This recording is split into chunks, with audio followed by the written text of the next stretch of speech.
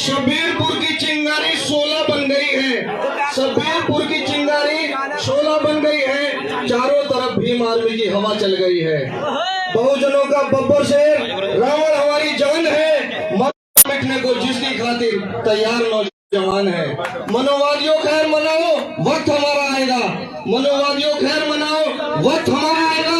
दिल्ली की संसद में जिस दिन रावण झंडा फहराएगा।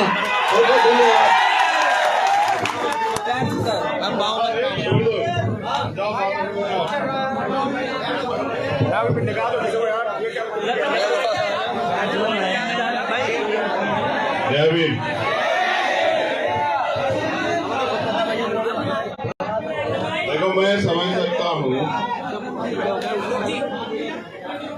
4:30 बज गए। एक लंबा समय हो गया आप लोगों को यहाँ इंतजार करते,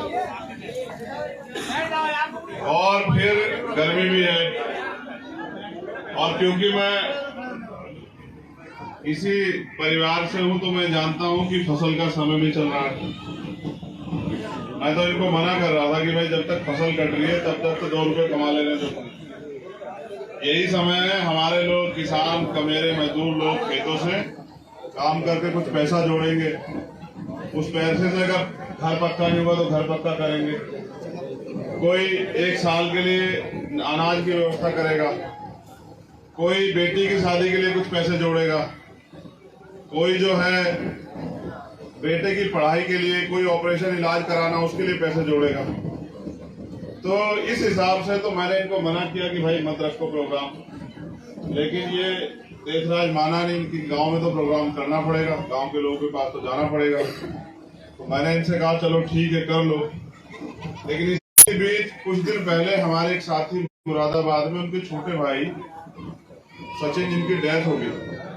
डेथ कैसे हुई कि वो मोटरसाइकिल से आ रहे थे और दूसरी मोटरसाइकिल ने उनको टक्कर मार दी। 23 साल का एक नौजवान जो पढ़ाई कर रहा था मेडिकल की, वो हमारे बीच से चला गया।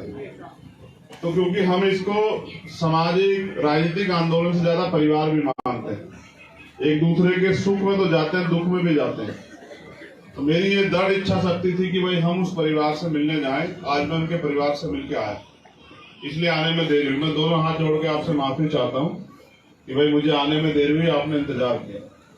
लेकिन उसके साथ साथ मैं इस गांव के गांव वासियों का भी बहुत बहुत धन्यवाद देता हूँ।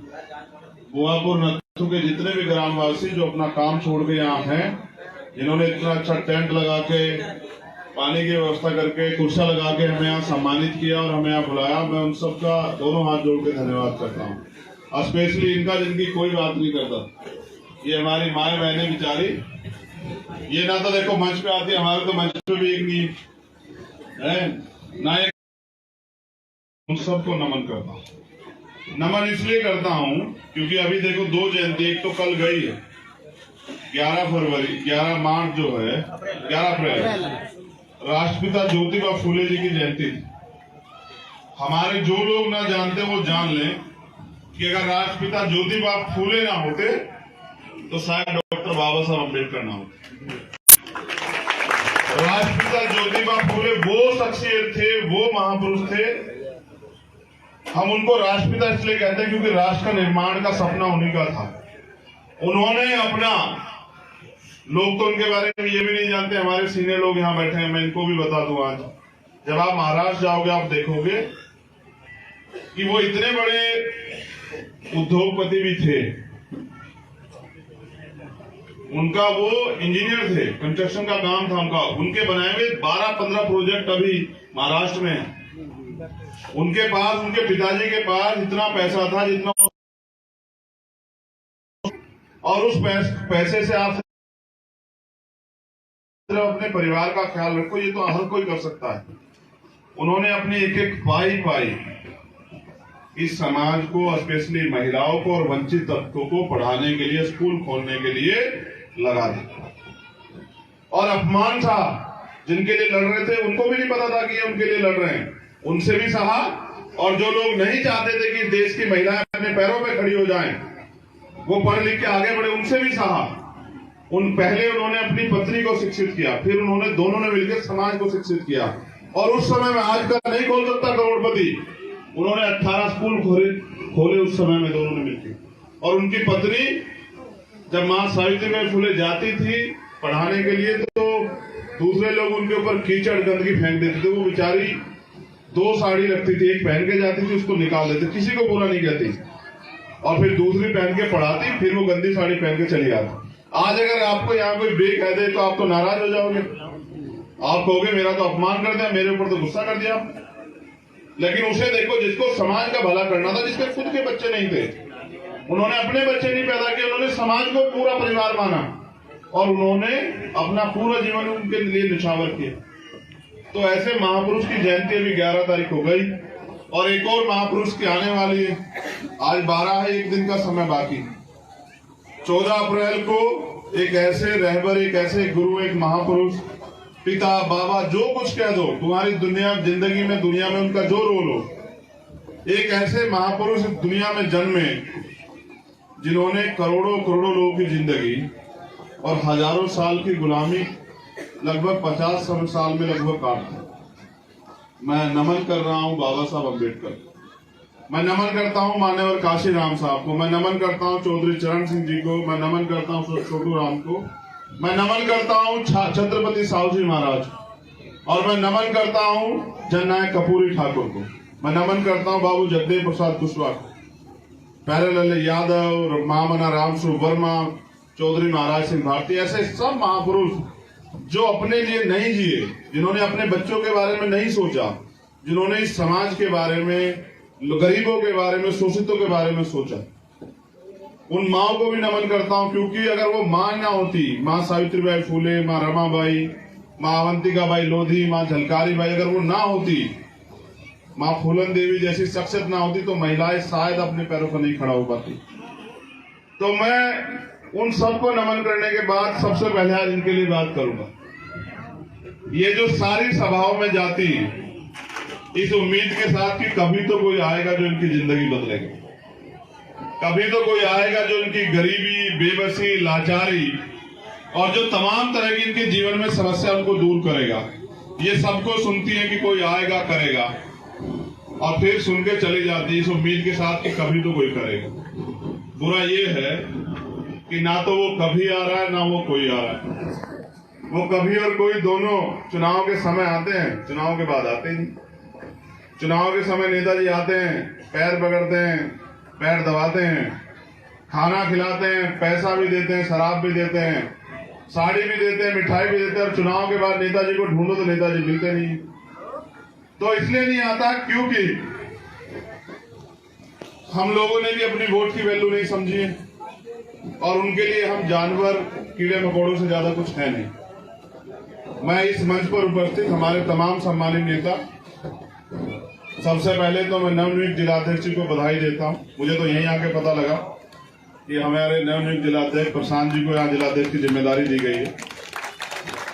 एक गरीब परिवार से आने वाले हमारे छोटे भाई, जो सबसे कम उम्र के बिजनौर से जिला पंचायत हैं, एक गरीब माँ के बेटे, मैं इनके घर गया, मैंने जाके देखा कि भाई ये तो बिल्कुल मेरे जैसा ही खड़ा है, मगर ये तो चलो जिला पंचायत ही बन गया, मैं तो अभी जिला पंचायत भी नहीं बना। इसके बाद तो इतनी ताकत आ गई कि अपने क्षेत्र के लिए लड़ सकता है वहां जाके, और बोल सकता है, हमसे कह सकता है कि मेरे क्षेत्र में मुझे काम कराना है। तो मुझे अभी समाज ने इस लायक शायद नहीं समझा होगा, तो कोई बात नहीं, समाज से फिर कहेंगे कि भाई हमें भी उम्मीद मौका दे। तो इनको बधाई। फिर हमारे सम्मानित जिलाध्यक्ष जी, जो हमारी आजाद समाज पार्टी के जिलाध्यक्ष हैं, एडवोकेट हरिओम जी, पूरा जीवन इन्होंने, अविवाहित है, पूरा जीवन इन्होंने समाज के लिए समर्पित कर दिया, पूरे जीवन भर काशीराम साहब के आंदोलन चलाते रहे, अब हमारी पार्टी में आके इस आंदोलन को चलाने में हमारी मदद कर रहे हैं। मैं इनका भी धन्यवाद करता हूं। हमारे मंडल के अध्यक्ष यहाँ बैठे हुए हैं पुष्पेंद्र राणा जी, हमारे छोटे भाई कनिष्ठ जी यहाँ बैठे हुए हैं, हमारे सीनियर वरिष्ठ नेता रिटायर्ड श्री उमेश सिंह जी, वो भी हमारे बीच हैं। वो किसान आंदोलन के, जाट आरक्षण आंदोलन के एक बड़े नेता हैं। लंबे समय तक वो अपने समाज की, प्रदेश की सेवा करते रहे। अब उनका मन बना, उन्होंने इस आंदोलन में अपनी जो है इच्छा जाहिर की कि वो इस आंदोलन को और इन वर्गों की लड़ाई को लड़ना चाहते हैं, क्योंकि जब आदमी देख के समझता है वास्तविक हालात को, तो उसको एहसास होता है कि किसको किसकी जरूरत है और किसके लिए लड़ना। तो मैं उनका भी धन्यवाद करता हूँ, उन्होंने ये विश्वास हम पे जताया। मैं उनको भरोसा दिलाता हूँ कि ये विश्वास जो उन्होंने हमारे ऊपर जताया ये कामयाब होगा। फिर हमारे सीनियर वरिष्ठ नेता ओमपाल जी, वो यहीं के क्षेत्र के, आप उनको बेहतर जानते हैं, बहुत मुझसे भी पहले से जानते हैं। भाई कपिल जी, हमारे यहाँ के विधानसभा अध्यक्ष जी, तमाम हमारे साथी जो सामने बैठे हैं, ललित जी, बंटी भाई, विवेक सेन जी, हमारे नेता जो जिला पंचायत सदस्य भी हैं, और भगत जी, और ये हल्दिया जी हमारे नेता, और वो रोहित सागर जी उधर बैठे हैं, और हमारे जोन में जो है उस्मान सैफी जी, तमाम जो है हमारे सीनियर साथी, रोहित सागर, राजन जी भी पीछे खड़े हैं, और जो साथी जिनका नाम छूट गया हो उनको भी मैं कहता हूँ कि बस मुझ में ही जोड़ देना आपको, जैसे रजत यहाँ खड़े हमारे जिला प्रभारी। देखो, इन पे गाड़ी घोड़ा नहीं तो तुम इनको गरीब मत समझना, अब कमजोर भी मत समझना। समय जब बदलता है ना तो बहुत लोगों के हालात बदल देता है। जिस दिन ये इनकी मेहनत कामयाब होगी, आप याद रखना, फिर कोई गरीब अपने आप को कमजोर नहीं समझना। मेरा वादा है आप लोगों से, जिस दिन आपके फैसले अच्छे हो जाएंगे, आप अपने आप को, अपनी कमजोरियों को कमजोरी मत समझना। आपकी कमजोरियों को आपकी ताकत बनाने की जिम्मेदारी हमारे कंधों पे। तो पहले इनकी बात करते हैं। अब सरकार राशन भी दे रही है ना? हाँ, दे रही है सरकार। पता है इसका एक कारण है, शिकारी देखा आपने, देखा है ना? शिकारी शिकार करने से पहले दाना फेंकते हैं ना। हाँ, तो वो जो शिकारी वहां बैठा है, जो आपका शिकार करना चाहता है, आपकी वोट को लूटना चाहता है, क्योंकि खरीद नहीं पा रहा है, क्योंकि जिन गुरुओं, संतों, महापुरुषों के औलादे हो आप, उन्होंने बिकना नहीं सिखाया। मैं इस बात पे गर्व करता हूं अपने समाज पे कि वो बिकता नहीं है, वो अड़िग रहता है, और जिसके साथ खड़ा होता है, जिसके प्रति वफादार होता है, जिससे ईमानदार होता है, उसके प्रति ईमानदार रहता, चाहे कुछ हो जाए। और अगर कोई किसी उसके ऊपर एहसान कर दे तो अपनी जिंदगी के आखिरी पल तक उस एहसान को चुकाता है, क्योंकि मैं पैदा हुआ हूं, मैं जानता हूं। तो वो इसलिए राशन दे रहे हैं क्योंकि शिकार करना है। लेकिन रोटी तो हम तब भी खा रहे थे जब सरकार राशन नहीं दे रही थी। लेकिन समस्या आज इस देश में ये खड़ी हुई है कि सरकार ने जो वर्तमान की है, चाहे केंद्र की हो स्टेट की, सारी सरकारी नौकरियां खत्म कर दी। सारे स्कूल, 60,000 स्कूल लगभग बंद कर दिए इन्होंने। प्राइमरी स्कूल में किसके बच्चे पढ़ते हैं आप बताओ, जितने लोग यहाँ बैठे, अमीरों के या गरीबों के? गरीबों के बच्चे पढ़ते हैं, और गरीबों के बच्चे पढ़ेंगे तभी तो कुछ आगे बढ़ पाएंगे, क्योंकि बिना पढ़े लिखे आपके गांव में कितने लोग नौकरी या रोजगार पे जा रहे हैं, आप खुद देख लो। कितनी बहन बेटियां बिना पढ़े जो है डॉक्टर, इंजीनियर, IAS, IPS बन गई हैं। ये तो भला हो बाबा साहब अम्बेडकर के, जो उनके साथियों ने जो उस समय तय करके संविधान लिखा, जिस संविधान के जरिए आज ये अवसर है कि एक गरीब का बेटा भी चपरासी से लेके और वो IAS, IPS भी बन सकता है, और वो जिला पंचायत का सदस्य भी बन सकता है, और वो प्राइम मिनिस्टर भी बन सकता है। ये ताकत दी है बाबा साहब अम्बेडकर के संविधान में। ये संविधान ही तो है कि एक आदिवासी समाज की हमारी माँ, बहन, बेटी, जिस समाज जो भी तरीके से माने, वो इस देश की राष्ट्रपति बन जाती है। ये संविधान ही तो है कि एक दलित समाज का व्यक्ति जो है इस देश का राष्ट्रपति बन जाता है। ये संविधान ही तो है कि एक मुस्लिम समाज का आदमी इस देश का जो है राष्ट्रपति बन जाता है। ये संविधान ही तो है कि एक जाट समाज का आदमी इस देश का प्राइम मिनिस्टर बन जाता है। ये संविधान ही तो है। संविधान से पहले किसने किसको बनाया है? अगर ना होता संविधान तो दलित पिछड़ों को कोई बैठना नहीं देता, कुर्सी तो बहुत दूर की बात है। इसलिए मैं बस ये बताने के लिए आपके यहाँ आया हूं कि लोकतंत्र है, लोकतंत्र जनता के लिए है। जनता तय करती है किसको ताकत मिलेगी, कौन कमजोर होगा। जिसको ताकत मिलती है, अगर वो अपनी जिम्मेदारी को अदा करे तो फिर वो हजारों लोगों के आंसू पूछ सकता है। जिनको आपने पहले ताकत दी, वो चाहते तो यहाँ बहुत अच्छे डिग्री कॉलेज, बहुत अच्छे हॉस्पिटल, बहुत तमाम तरह की सुविधाएं आ सकती थी जिसमें हजारों लोग नौकरी लगते। वो चाहते। मैं आपको गारंटी से कह रहा हूं, मेरी बात को रिकॉर्ड कर लो हमारे नेता लोग। हमने अवसर मिलने पे जब हम काम कर रहे थे, हमने एक इंडस्ट्रियल एरिया जो है अपने वहां के उस समय के नेताओं से बात करके लगवाया उत्तराखंड में, जिसको कराना होता है। उसमें आज हजारों लोग रोजगार ले रहे हैं, घर से बाहर निकलते हैं, वही कंपनी है, 12-14 हजार रुपए महीने की तनख्वाह वहां मिलती है। हम इतने ताकतवर नहीं हो पाए कि हम वहां उस तनख्वाह को 20,000 रुपए करवा देते, लेकिन समय आएगा, हम न्यूनतम वेतन पे भी काम कर रहे हैं। कि जहां भारत का ये कोना ऐसा एक प्रदेश है तेलंगाना, उसमें न्यूनतम वेतन अगर कोई मजदूरी करता है तो वो 900 रुपए है। कितना है? 900 रुपए। और अगर कोई खेती में किसी के यहाँ काम करता है तो वो 500 रुपए। अगर हम 500 के हिसाब से देखें तो 15,000 रुपए बैठते हैं, और अगर हम मजदूरी के हिसाब से देखें तो 27,000 रुपए बैठते हैं। समझ रहे हो? मैं तुमसे कोई हवाई बातें नहीं कहता, मैं तुमसे वो कह रहा हूं जो सत्य है। हमारे यहाँ न्यूनतम वेतन क्या है? 300-400 रुपए, 10,000 रुपए आते हैं अगर रोज दिहाड़ी मिल जाए। ठीक है। अब दो प्राइवेट में, अगर सरकारी में पढ़ाओगे तो सरकार तो बंद ही हो रहे हैं, फिर पढ़ाई भी नहीं करा रहे हैं जानबूझ के। प्राइवेट के फीस देने की इच्छा शक्ति हमें है नहीं। 2,000 रुपए 3,000 रुपए महीने की फीस कहां से दोगे? फिर किससे उधार लाओगे? फिर कैसे अपने बच्चों को आगे बढ़ाओगे? तो एक संविधान ही था जिसकी बदौलत आज हम लोग यहाँ खड़े हैं कि मैं मंच पे खड़ा होकर बोल रहा हूँ, ये सम्मान से बैठे आप मुझे सुन रहे हैं। वरना आजादी से पहले का इतिहास आप नहीं जानते तो मैं बस आपको बता देता हूँ कि संविधान ने हमें क्या दिया, और हम अपनी जिंद गुलामी जो अभी हम पे है उस गुलामी से मुक्ति कैसे पा सकते हैं। बड़े सम्मानित लोग बैठे हुए हैं। मैं पहली ऐसी गांव की सभा देख रहा हूँ जिसमें सीनियर एज के लोग ज्यादा है, ओल्ड एज के लोग ज्यादा। मैंने भी बहुत सभाएं की है जिसमें ओल्ड एज के लोग यानी कि परिपक्व लोग, यानी कि जो 40 साल की एज पूरी कर चुके हैं, वो लोगों की संख्या ज्यादा है नौजवानों से। ये बड़ा टेक्निकल वो है, मैंने आज पहली बार ऐसा देखा कि जो 35-35 साल से एज के ज्यादा लोग हैं वो ज्यादा बैठे हैं मेरे सामने।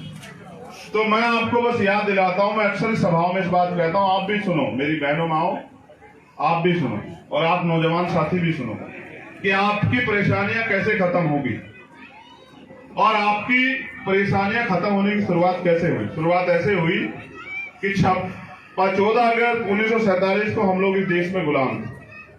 15 अगस्त 1947 को देश को आजादी मिली, लेकिन आजादी के साथ अधिकार नहीं थे।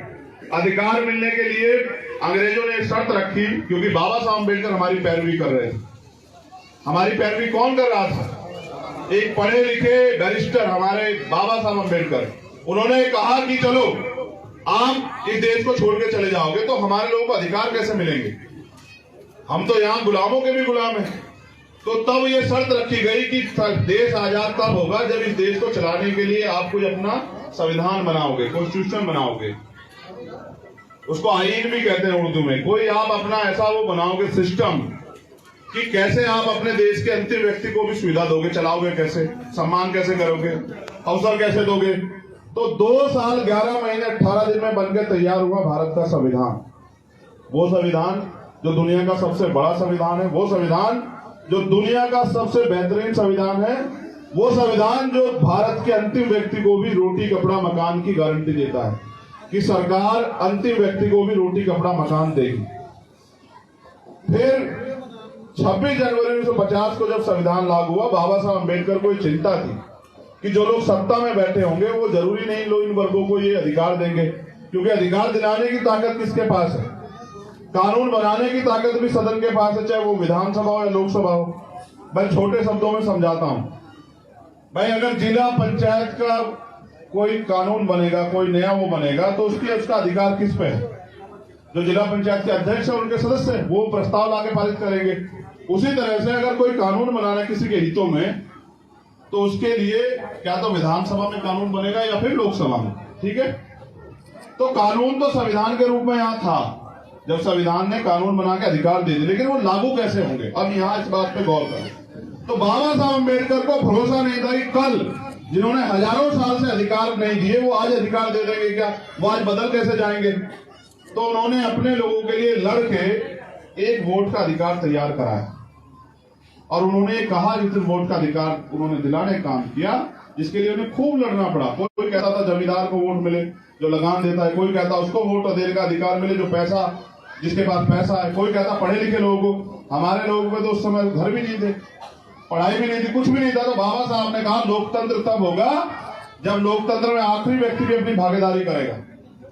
फिर वो जो वोट का अधिकार आपको दिलाया, तो बाबा साहब अम्बेडकर ने कहा कि आज मैंने रानी का पेट चीर दिया है, आज के बाद राजा आपकी वोट से तैयार होगा। लेकिन बुरा ये है कि आज तक आप राजा तैयार कर नहीं पाए।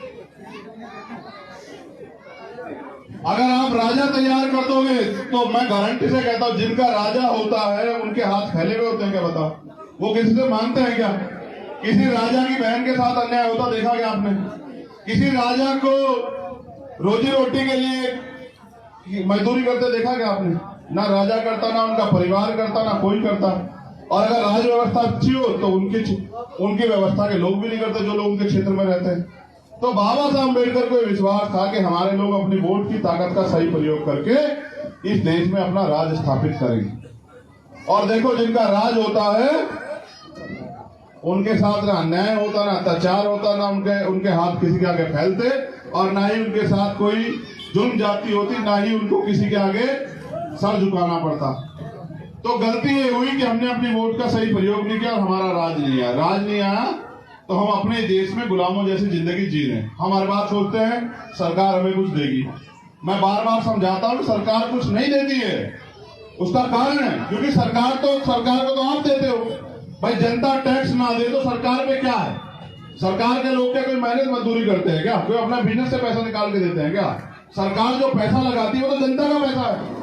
भाई आपने जो टैक्स दिया, मैंने जो टैक्स दिया, वही तो सरकार का बजट है। उसी पैसे को सरकार इकट्ठा करती है, उसको फिर लागू करती है कि चलो राम के खाते में इतना देंगे, श्याम के खाते में इतना देंगे, शुभम के खाते में इतना देंगे, उस्मान के खाते में इतना देंगे। यही सरकार का काम है। अब हमारे पैसे को हमें देने के बाद सरकार कहती है कि हम आपको राशन दे रहे हैं। मैंने पिछली सभा में समझाया था कि एक आदमी चाहे वो महिला हो या पुरुष, एक महीने में कम से कम 1000 रुपए का टैक्स भरता है, क्योंकि हर सामान पे जीएसटी है। तो 28% जीएसटी। अगर ये कवर भी खरीदोगे ना मोबाइल का, इस पे भी 28% जीएसटी है। और अगर आंखों में डालने वाली दवाई खरीदोगे, इस पे भी 28% जीएसटी है। तो अगर 10 रुपए का सामान खरीदोगे तो 30 यानी कि 2 रुपए 80 पैसे सरकार के खाते में जाते हैं उसमें से। तो एक आदमी एक महीने में कम से कम 1000 रुपए सरकार को देता है। सरकार आपको 200 रुपए का राशन देती है और आपको एहसास कराती है कि आप हमारे गुलाम। मैं बस आपको ये बताने के लिए यहाँ आया हूँ कि सरकार तो आपने बनाई और सरकार को आप पैसा देते, उसी पैसे को सरकार आपको कम वापस करती है, आपका ही कुछ पैसा जेब में रख लेती है। इसलिए मैं आपको ये कहने के लिए यहाँ आया हूँ कि हम लोग मेहनत कर रहे हैं इस उम्मीद के साथ कि इस बार आप गलत फैसला नहीं लोगे। इस बार आप उन लोगों पे भरोसा नहीं करोगे जिन पे पिछली बार भरोसा करके, बताओ आपके यहाँ जिनको आपने वोट दिया था वो आएगा आपके दुख सुख पूछने के लिए? बताओ, आप मुझे हाथ उठा के बता दो, नहीं आए ना? लेकिन आप आधी रात फोन करना, भीम आर्मी आजाद समाज पार्टी कार्यकर्ता आपको आपके घर के दरवाजे पे खड़ा मिलेगा। और ये मैं नहीं कह रहा हूं, पूरा देश जानता है कि जहां कहीं अन्याय अत्याचार जुल्म जाती होती है, स्वाभिमान सम्मान की लड़ाई लड़ी जाती है, वहां सबसे पहले अगर कोई जान देने के लिए तैयार है तो वो भीम आर्मी का एक कार्यकर्ता तैयार है। ये हमारी सबसे बड़ी ताकत है। वो तो वो लोग हैं जो आपसे वोट लेते हैं और वोट लेके दिखाई भी नहीं देते। मैं फिर कह रहा हूं, बहुत सारी चीजें। सरकारी कर्मचारी यूपी में त्रस्त है, वो चाहता है कि वो पुरानी पेंशन लागू हो जाए। बैकलॉग सरकार नहीं भर रही है। एक अभी 68,000 नियुक्ति हुई, शिक्षक भर्ती आई थी 69,000, उसमें 20,000 पदों पे घोटाला कर लिया। दलित पिछड़े वर्ग के 20,000 बच्चे सड़कों पे रो रहे हैं। सरकार लूटने काम कर रही है। आप अपने लोगों को बर्बाद करने का इंतजाम अगर कराना चाहते तो उनको वोट दे देना, जो आपके बच्चों का भविष्य खत्म करना चाहते हैं। और अगर आप चाहते हैं कि आपकी बात उठे, आपके क्षेत्र की बात उठे, आपकी समस्याओं में बात हो, जो धर्म जाति के आधार पर अन्याय हो रहा है वो खत्म हो, आपके मसलों में चर्चा हो और आपको आगे बढ़ने के रास्ते मिले, फिर आप ऐसा चयन करना कि जो आपकी आवाज बन के उस क्षेत्र में आपके लिए कर सके कुछ। ये आपका फैसला, मेरा नहीं। मेरा तो काम एक है कि जब भी यहाँ किसी के साथ अन्याय हुआ, चाहे 69,000 शिक्षक भर्ती में दलित पिछड़े वर्ग का मामला हो, जब सीए एनपीआर एनआरसी जबरन लागू करने के लिए पूरे देश में मुसलमानों के साथ अन्याय का माहौल बनाए, चाहे वो मामला हो, चाहे सतगुरु रविदास जी महाराज का गुरु घर जो दिल्ली में तोड़ दिया गया वो मामला हो, चाहे पूरे देश में कोई स्वाभिमान सम्मान की लड़ाई आपकी वो मामला हो, चाहे मौलाना कलीम साहब को जबरन जेल में डाल दिया वो मामला हो, चाहे जितेंद्र मेघवाल को मूछे रखने में हत्या कर दी वो मामला हो, चाहे इंद्र मेघवाल को पानी का मटका छुन में मार दिया वो मामला हो, मेरा तो एक ही काम है कि अगर आपके साथ कोई अन्याय अत्याचार होगा या आपकी तरफ कोई अन्याय अत्याचार करने की साजिश करेगा तो मैं उसके खिलाफ सीना तान के खड़ा हूं। मैं अपने लोगों को और अन्याय अत्याचार का शिकार नहीं बनने दूंगा। बस मेरी तो यही लड़ाई है, यही एक लड़ाई है और इसी लड़ाई को लड़ना है। क्योंकि जैसे मैंने कहा कि हमारे यहाँ जिला पंचायत सदस्य कई सारे हैं, जैसे आलोक जी, कहाँ है आलोक? ऊपर जरा, तुम भी आना जरा भाई, जिला पंचायत लोग आ जाओ, आओ भाई जरा। और कहाँ है धर्मेंद्र, कहाँ है? अच्छा, वो आज कहीं काम हो। और कोई? आ जाओ, खड़े हो जाओ।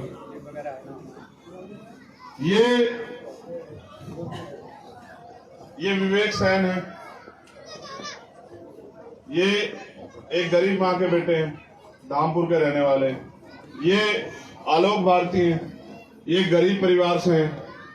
ये प्रशांत, इनके बारे में बता, इनको ताकत देकर आपने भेजी। बस मैंने ये किया है जो और लोग नहीं कर पाए, कि गरीब के बेटों को आगे बढ़ाने के लिए मैंने रास्ता बनाया इस पार्टी के जरिए, कि जहां सब लोग अमीर लोग आगे बढ़ रहे हैं, कुछ गरीब के बच्चे भी आगे बढ़ के अपने लोगों के लिए, अपने क्षेत्र के लिए काम करके दिखा दें। अगर इनको गरीबों को आगे बढ़ाना बुरा अपराध है तो फिर तो मैं गलत हो सकता हूं। अगर गरीबों को भी इस लोकतंत्र में बराबर का अधिकार है तो फिर मेरी गलती नहीं। भाई लोग अमीरों को आगे बढ़ा रहे हैं और मैं गरीबों को आगे बढ़ा रहा हूं, तो बताओ मैं गलत कर रहा हूं क्या? आप चाहते हो गरीब आगे बढ़े? कितने लोग चाहते हैं? हाथ उठा के बताओ, दोनों हाथ उठाओ जो लोग चाहते हैं। अच्छा, ये तो बहुत लोग हैं, नीचे करो। ये मेरी एक बहन वहां खड़ी, बिटिया ये बताओ, तुम मुझे जानती हो? हाँ, तुम्हें लगता है कि मेरे होते तुम्हारे साथ अन्याय हो सकता है? तुम्हें भरोसा है मेरे ऊपर? तुम्हें लगता है कि मैं भविष्य में आप लोग भी बताना चाहता हूं, जब कोई गरीब का बेटा खड़ा होकर अपने लोगों के हक के लिए लड़ता है और उनको आगे बढ़ाना चाहता है तो अमीरों को बड़ी तकलीफ होती है।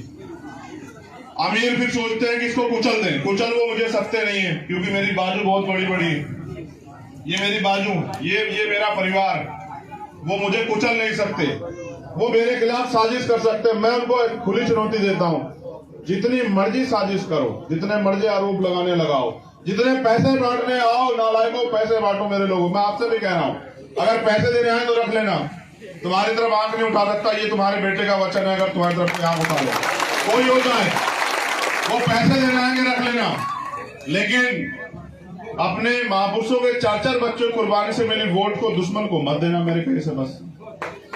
क्योंकि अगर आपने अपनी वोट को दुश्मन को दे दिया तो जो अन्याय 5 साल होगा उसके जिम्मेदार फिर आप लोग होंगे। फिर मुझसे मत कहना कि आज हमारा वहां अन्याय, हम पे अन्याय हो रहा, क्योंकि जितनी ताकत आप मुझे दोगे, मैं मन से नहीं कहता था, आज कह रहा हूं, आप सब लोग बैठे हैं समाज के, बहुजन समाज के लोग, अभी आपने मुझे इतनी ताकत दी कि मैं आपके लिए सड़क पे लड़ सकता हूं। जिस दिन आपने मुझे ईमानदार से कह रहा हूं वो ताकत दी कि मैं आपके लिए सदन में लड़ूं, फिर आप मुझे बताना कि आपके 50-50 साल वाले नेता अगर मैंने 6-6 महीने में घर ना बिठा दे तो तुम मुझे बताना।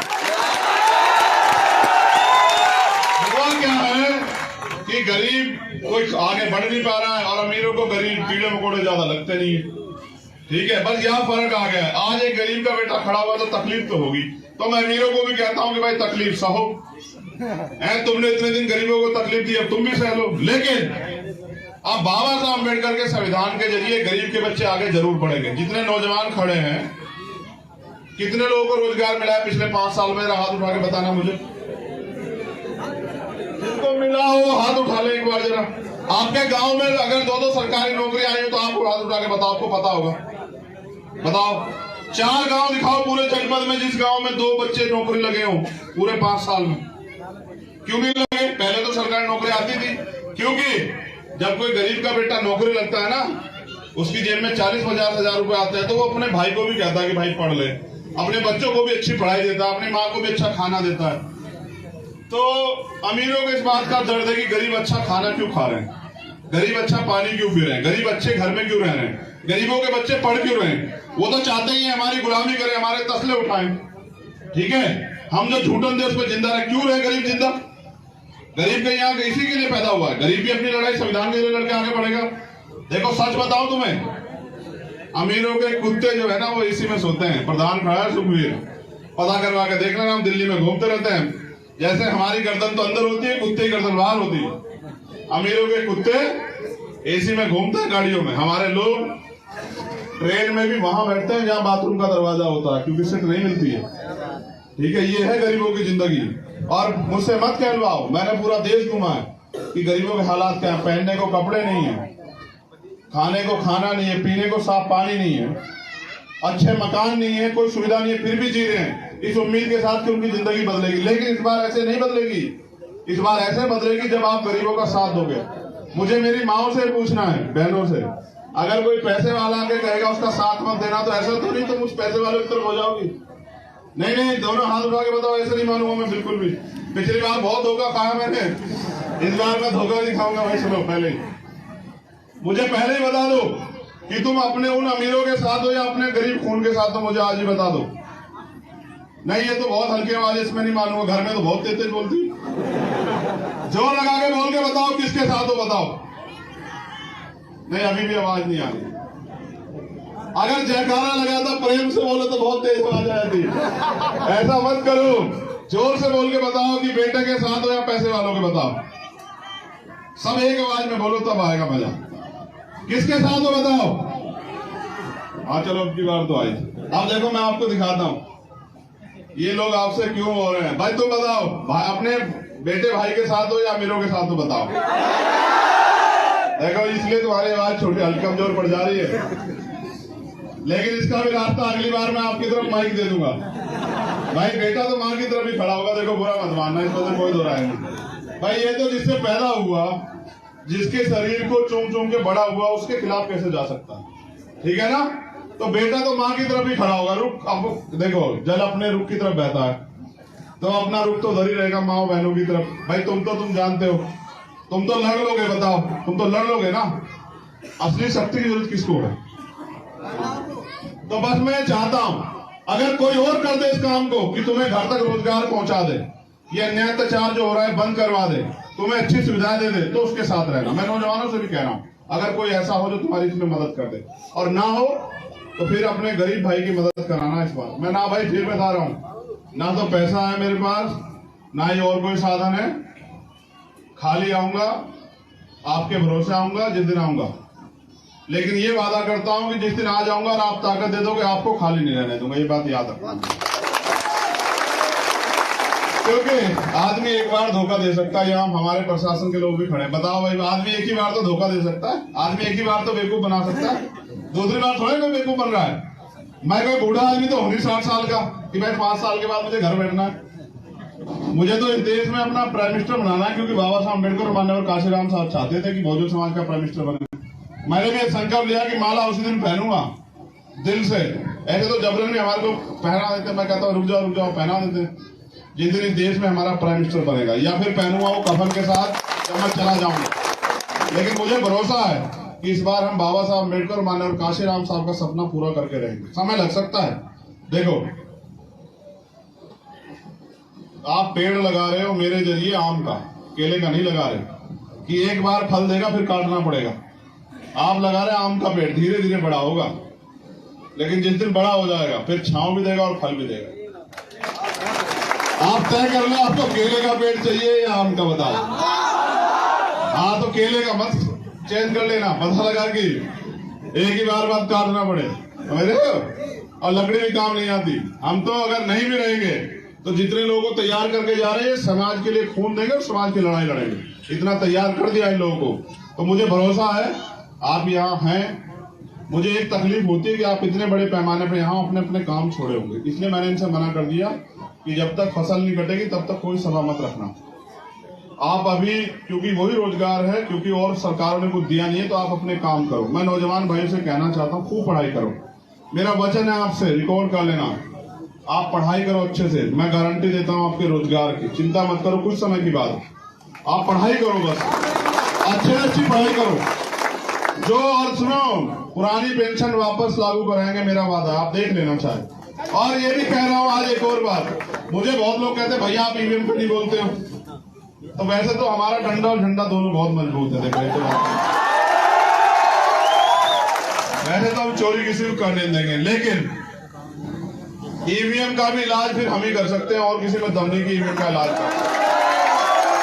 मैंने बताया, अच्छा है कि कोई एक सीबीआई इनकम टैक्स का छापा पड़ जाता है, नेता ढूंढने नहीं मिलते, विदेश चले जाते हैं। यहाँ गरीब के बेटे अगर कोई सीबीआई ईडी वाला आ भी जाएगा तो पैसे घर से लाएगा कि भाई चंद्रशेखर पे आरोप लगाने हैं कि देखो उसके कैसे पैसा मिला। समझ रहे हो? हमने तो पुराने नेताओं से सीख ले ली कैसे बर्बाद हुए। अब बर्बाद नहीं होना, अपने समाज को पैरों पे खड़ा करना, अपने समाज को इतना ताकतवर बनाना है कि उनके हाथ ना फैलें। अगर बेटी की शादी करनी है तो किसी उधार ना लेना पड़े साहूकार से, अगर बच्चे को पढ़ाना हो तो जमीन ना बेचनी पड़े, और अगर इलाज कराना हो तो किसी के पैर ना पकड़ने पड़े। इतना कामयाब करना अपने समाज को, इसलिए लड़ना।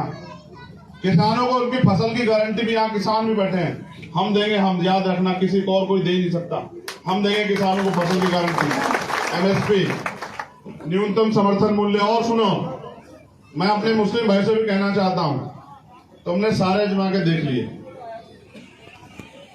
एक बार मेरा साथ देके देखो, फिर बताना मुझे, ठीक है? आपने सारे अजमा के देख लिए, वोट देते हो, ठगे जाते हो, फिर बाद में कहते रहते हो नेताजी तो मिलते नहीं है। नेता कोई नेता बनाओगे तो ऐसा ही होगा, किसी गरीब के बेटे को आगे बढ़ाओगे तब पता लगेगा, ठीक है? बिजनौर की धरती में बड़े बड़े नेता बनाए, मैं बिजनौर ऐसा नहीं आया, इसके पीछे राज है। तो मैं कहीं और भी जा सकता हूँ। बिजनौर क्यों आया? देखो इसलिए आया कि आपने इन गरीब के बेटों को इज्जत दी, तो मेरा भी हौसला बढ़ा कि वहां गरीबों के साथ खड़े होने लोग। दूसरा, इतिहास गवाह है कि बिजनौर में बहुत बड़े बड़े नेता बनाए, तो मैं भी कोई एमपी एमएलए नहीं बनाना चाहता भाई, समझ रहे हो? प्राइम मिनिस्टर बनाएंगे चंद्रशेखर आजाद को। देखो फिर मेरी बात सुनो, मैं प्राइम मिनिस्टर और ये सब मैं कोई पद नहीं चाहता। मैं तो चाहता हूँ कि मेरा समाज अब अपने पैरों पर खड़ा हो जाए, और प्राइम मिनिस्टर तो हमें बनाना है। हम बने ना बने, लेकिन हमारी मूवमेंट से प्राइम मिनिस्टर बनेगा, ये बात याद रखें। दिल्ली के लाल किले से हमारा आदमी लहराएगा नीला झंडा, याद रखें। लेकिन समय लगेगा, एक दिन में नहीं होगा। मकान बनने में समय लगता है ना। 1 साल का बच्चा कितना सीख पाता है? मेरी माँ बोलना भी नहीं सीख पाता, अपने पैरों पे खड़ा होना सीख पाता है ना। 2 साल का बच्चा तोतला तोतला बोलता है, यही है ना, और थोड़ा सा चलने लग जाता है, माँ बाप को जानने लग जाता है, चाचा को भाई को जानने लग जाता है। 3 साल का बच्चा थोड़ा सा समझने लगता है, बस मैं 3 साल का हूँ। 2020 में पार्टी बनाई है और 23 चल रहा है। 3 साल में आपका इतना बड़ा नाम कर रखा है हमने, देखो। अरे अभी 10 साल का तो हो जाने तो अपने बच्चे को देखो तो सही। आपका एक एक बेटा लाखों लाखों में भारी पड़ेगा, ठीक है? बहुत बहुत धन्यवाद आप सभी के लिए, बहुत बहुत मंगल कामनाएं। यहाँ की जो आयोजक कमेटी जिन्होंने आयोजन किया, देना भाई शब्बीरपुर की चिंगारी 16 बन गई है। शब्बीरपुर की चिंगारी 16 बन गई है। चारों तरफ भीम आर्मी की हवा चल गई है। बहुजनों का बब्बर शेर रावण हमारी जान है, मिटने को जिसकी खातिर तैयार नौजवान है। मनोवादियों खैर मनाओ, वक्त हमारा आएगा। मनोवादियों खैर मनाओ, वक्त हमारा आएगा। दिल्ली की संसद में जिस दिन रावण झंडा फहराएगा।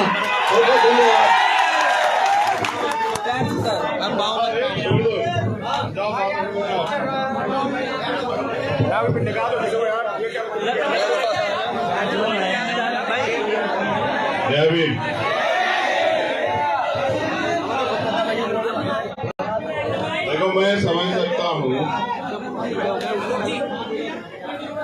4:30 बज गए, एक लंबा समय हो गया आप लोगों को यहाँ इंतजार करते, और फिर गर्मी भी है, और क्योंकि मैं इसी परिवार से हूँ तो मैं जानता हूँ कि फसल का समय भी चल रहा है।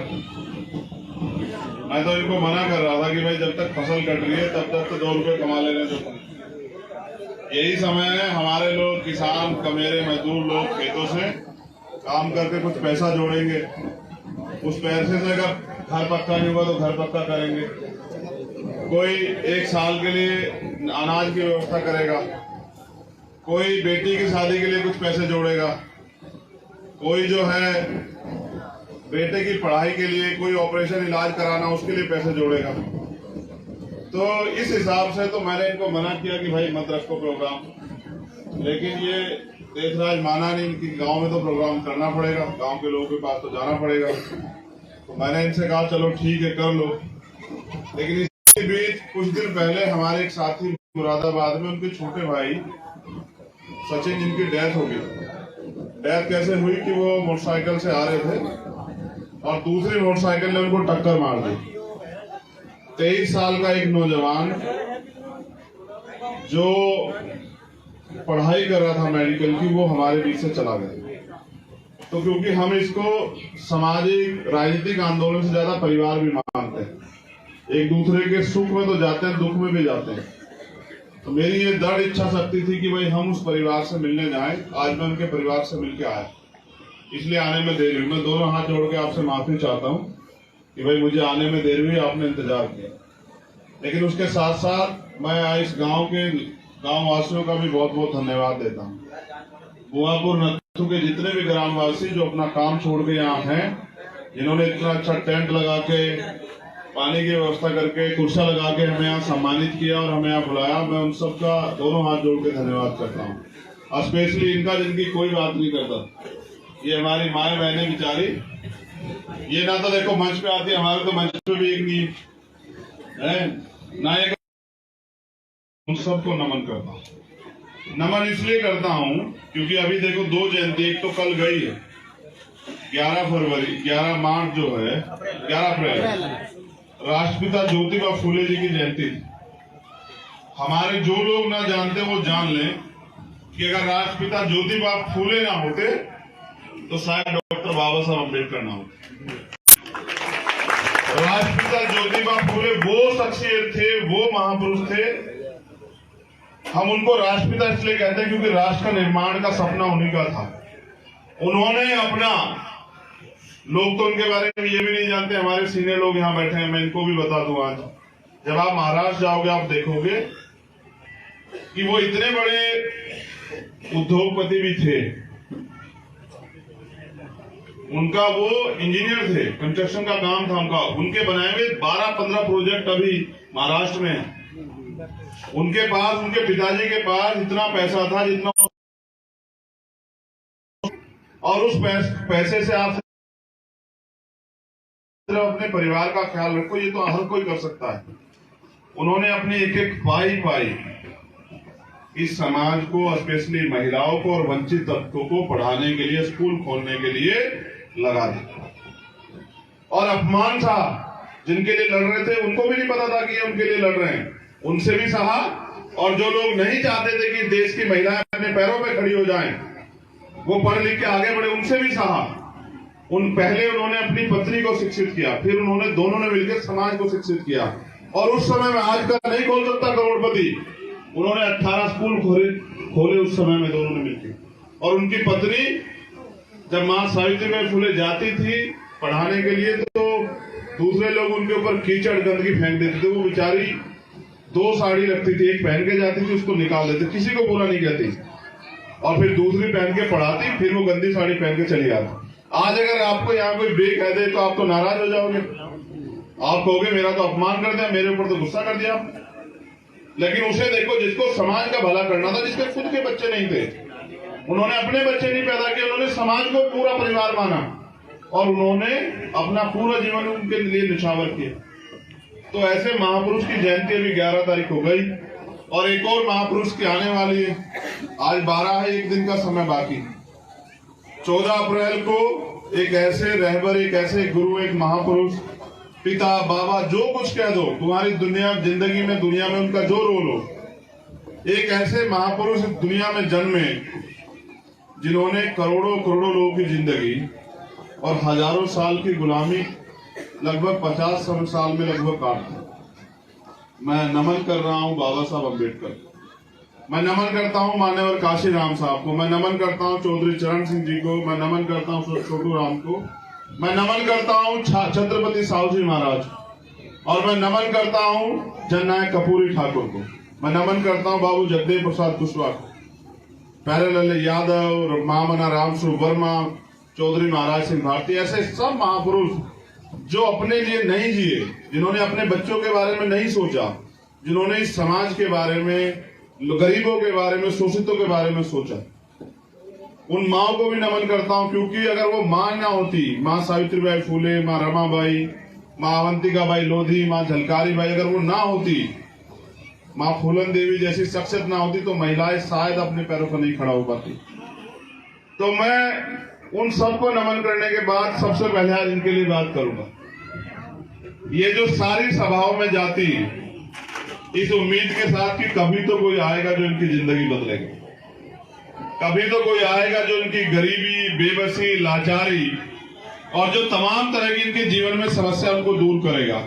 ये सबको सुनती है कि कोई आएगा करेगा और फिर सुन के चली जाती है इस उम्मीद के साथ कि कभी तो कोई करेगा। बुरा ये है कि ना तो वो कभी आ रहा है ना वो कोई आ रहा है। वो कभी और कोई दोनों चुनाव के समय आते हैं, चुनाव के बाद आते नहीं। चुनाव के समय नेताजी आते हैं, पैर पकड़ते हैं, पैर दबाते हैं, खाना खिलाते हैं, पैसा भी देते हैं, शराब भी देते हैं, साड़ी भी देते हैं, मिठाई भी देते हैं, और चुनाव के बाद नेताजी को ढूंढो तो नेताजी मिलते नहीं। तो इसलिए नहीं आता क्योंकि हम लोगों ने भी अपनी वोट की वैल्यू नहीं समझी है और उनके लिए हम जानवर, कीड़े मकोड़ों से ज्यादा कुछ है नहीं।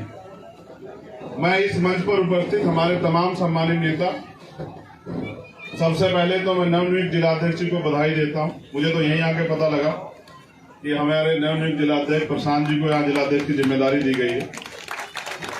एक गरीब परिवार से आने वाले हमारे छोटे भाई जो सबसे कम उम्र के बिजनौर से जिला पंचायत हैं। एक गरीब माँ के बेटे, मैं इनके घर गया, मैंने जाके देखा कि भाई ये तो बिल्कुल मेरे जैसा ही खड़ा है, मगर ये तो चलो जिला पंचायत ही बन गया, मैं तो अभी जिला पंचायत भी नहीं बना। इसके बाद तो इतनी ताकत आ गई कि अपने क्षेत्र के लिए लड़ सकता है वहां जाके और बोल सकता है, हमसे कह सकता है कि मेरे क्षेत्र में मुझे काम कराना है। तो मुझे अभी समाज ने इस लायक शायद नहीं समझा होगा, तो कोई बात नहीं, समाज से फिर कहेंगे कि भाई हमें भी उम्मीद मौका दे। तो इनको बधाई। फिर हमारे सम्मानित जिलाध्यक्ष जी जो हमारी आजाद समाज पार्टी के जिलाध्यक्ष हैं, एडवोकेट हरिओम जी, पूरा जीवन इन्होंने अविवाहित है, पूरा जीवन इन्होंने समाज के लिए समर्पित कर दिया, पूरे जीवन भर काशीराम साहब के आंदोलन चलाते रहे, अब हमारी पार्टी में आके इस आंदोलन को चलाने में हमारी मदद कर रहे हैं। मैं इनका भी धन्यवाद करता हूं। हमारे मंडल के अध्यक्ष यहाँ बैठे हुए हैं पुष्पेंद्र राणा जी, हमारे छोटे भाई कनिष्ठ जी यहाँ बैठे हुए हैं, हमारे सीनियर वरिष्ठ नेता रिटायर्ड श्री उमेश सिंह जी वो भी हमारे बीच हैं। वो किसान आंदोलन के, जाट आरक्षण आंदोलन के एक बड़े नेता हैं। लंबे समय तक वो अपने समाज की, प्रदेश की सेवा करते रहे। अब उनका मन बना, उन्होंने इस आंदोलन में अपनी जो है इच्छा जाहिर की कि वो इस आंदोलन को और इन वर्गों की लड़ाई को लड़ना चाहते हैं। क्योंकि जब आदमी देख के समझता है वास्तविक हालात को तो उसको एहसास होता है कि किसको किसकी जरूरत है और किसके लिए लड़ना। तो मैं उनका भी धन्यवाद करता हूँ, उन्होंने ये विश्वास हम पे जताया। मैं उनको भरोसा दिलाता हूँ कि ये विश्वास जो उन्होंने हमारे ऊपर जताया ये कामयाब होगा। फिर हमारे सीनियर वरिष्ठ नेता ओमपाल जी, वो यहीं के क्षेत्र के, आप उनको बेहतर जानते हैं, बहुत मुझसे भी पहले से जानते हैं। भाई कपिल जी, हमारे यहाँ के विधानसभा अध्यक्ष जी, तमाम हमारे साथी जो सामने बैठे हैं, ललित जी, बंटी भाई, विवेक सेन जी, हमारे नेता जो जिला पंचायत सदस्य भी हैं, और भगत जी, और ये हल्दिया जी हमारे नेता, और वो रोहित सागर जी उधर बैठे हैं, और हमारे जोन में जो है उस्मान सैफी जी, तमाम जो है हमारे सीनियर साथी, रोहित सागर, राजन जी भी पीछे खड़े हैं, और जो साथी जिनका नाम छूट गया हो उनको भी मैं कहता हूँ कि बस मुझ में ही जोड़ लेना आपको। जैसे रजत यहाँ खड़े हमारे जिला प्रभारी। देखो, इन पे गाड़ी घोड़ा नहीं तो तुम इनको गरीब मत समझना और कमजोर भी मत समझना। समय जब बदलता है ना तो बहुत लोगों के हालात बदल देता है। जिस दिन ये इनकी मेहनत कामयाब होगी, आप याद रखना, फिर कोई गरीब अपने आप को कमजोर नहीं समझना। मेरा वादा है आप लोगों से, जिस दिन आपके फैसले अच्छे हो जाएंगे, आप अपने आप को, अपनी कमजोरियों को कमजोरी मत समझना। आपकी कमजोरियों को आपकी ताकत बनाने की जिम्मेदारी हमारे कंधों पे। तो पहले इनकी बात करते हैं।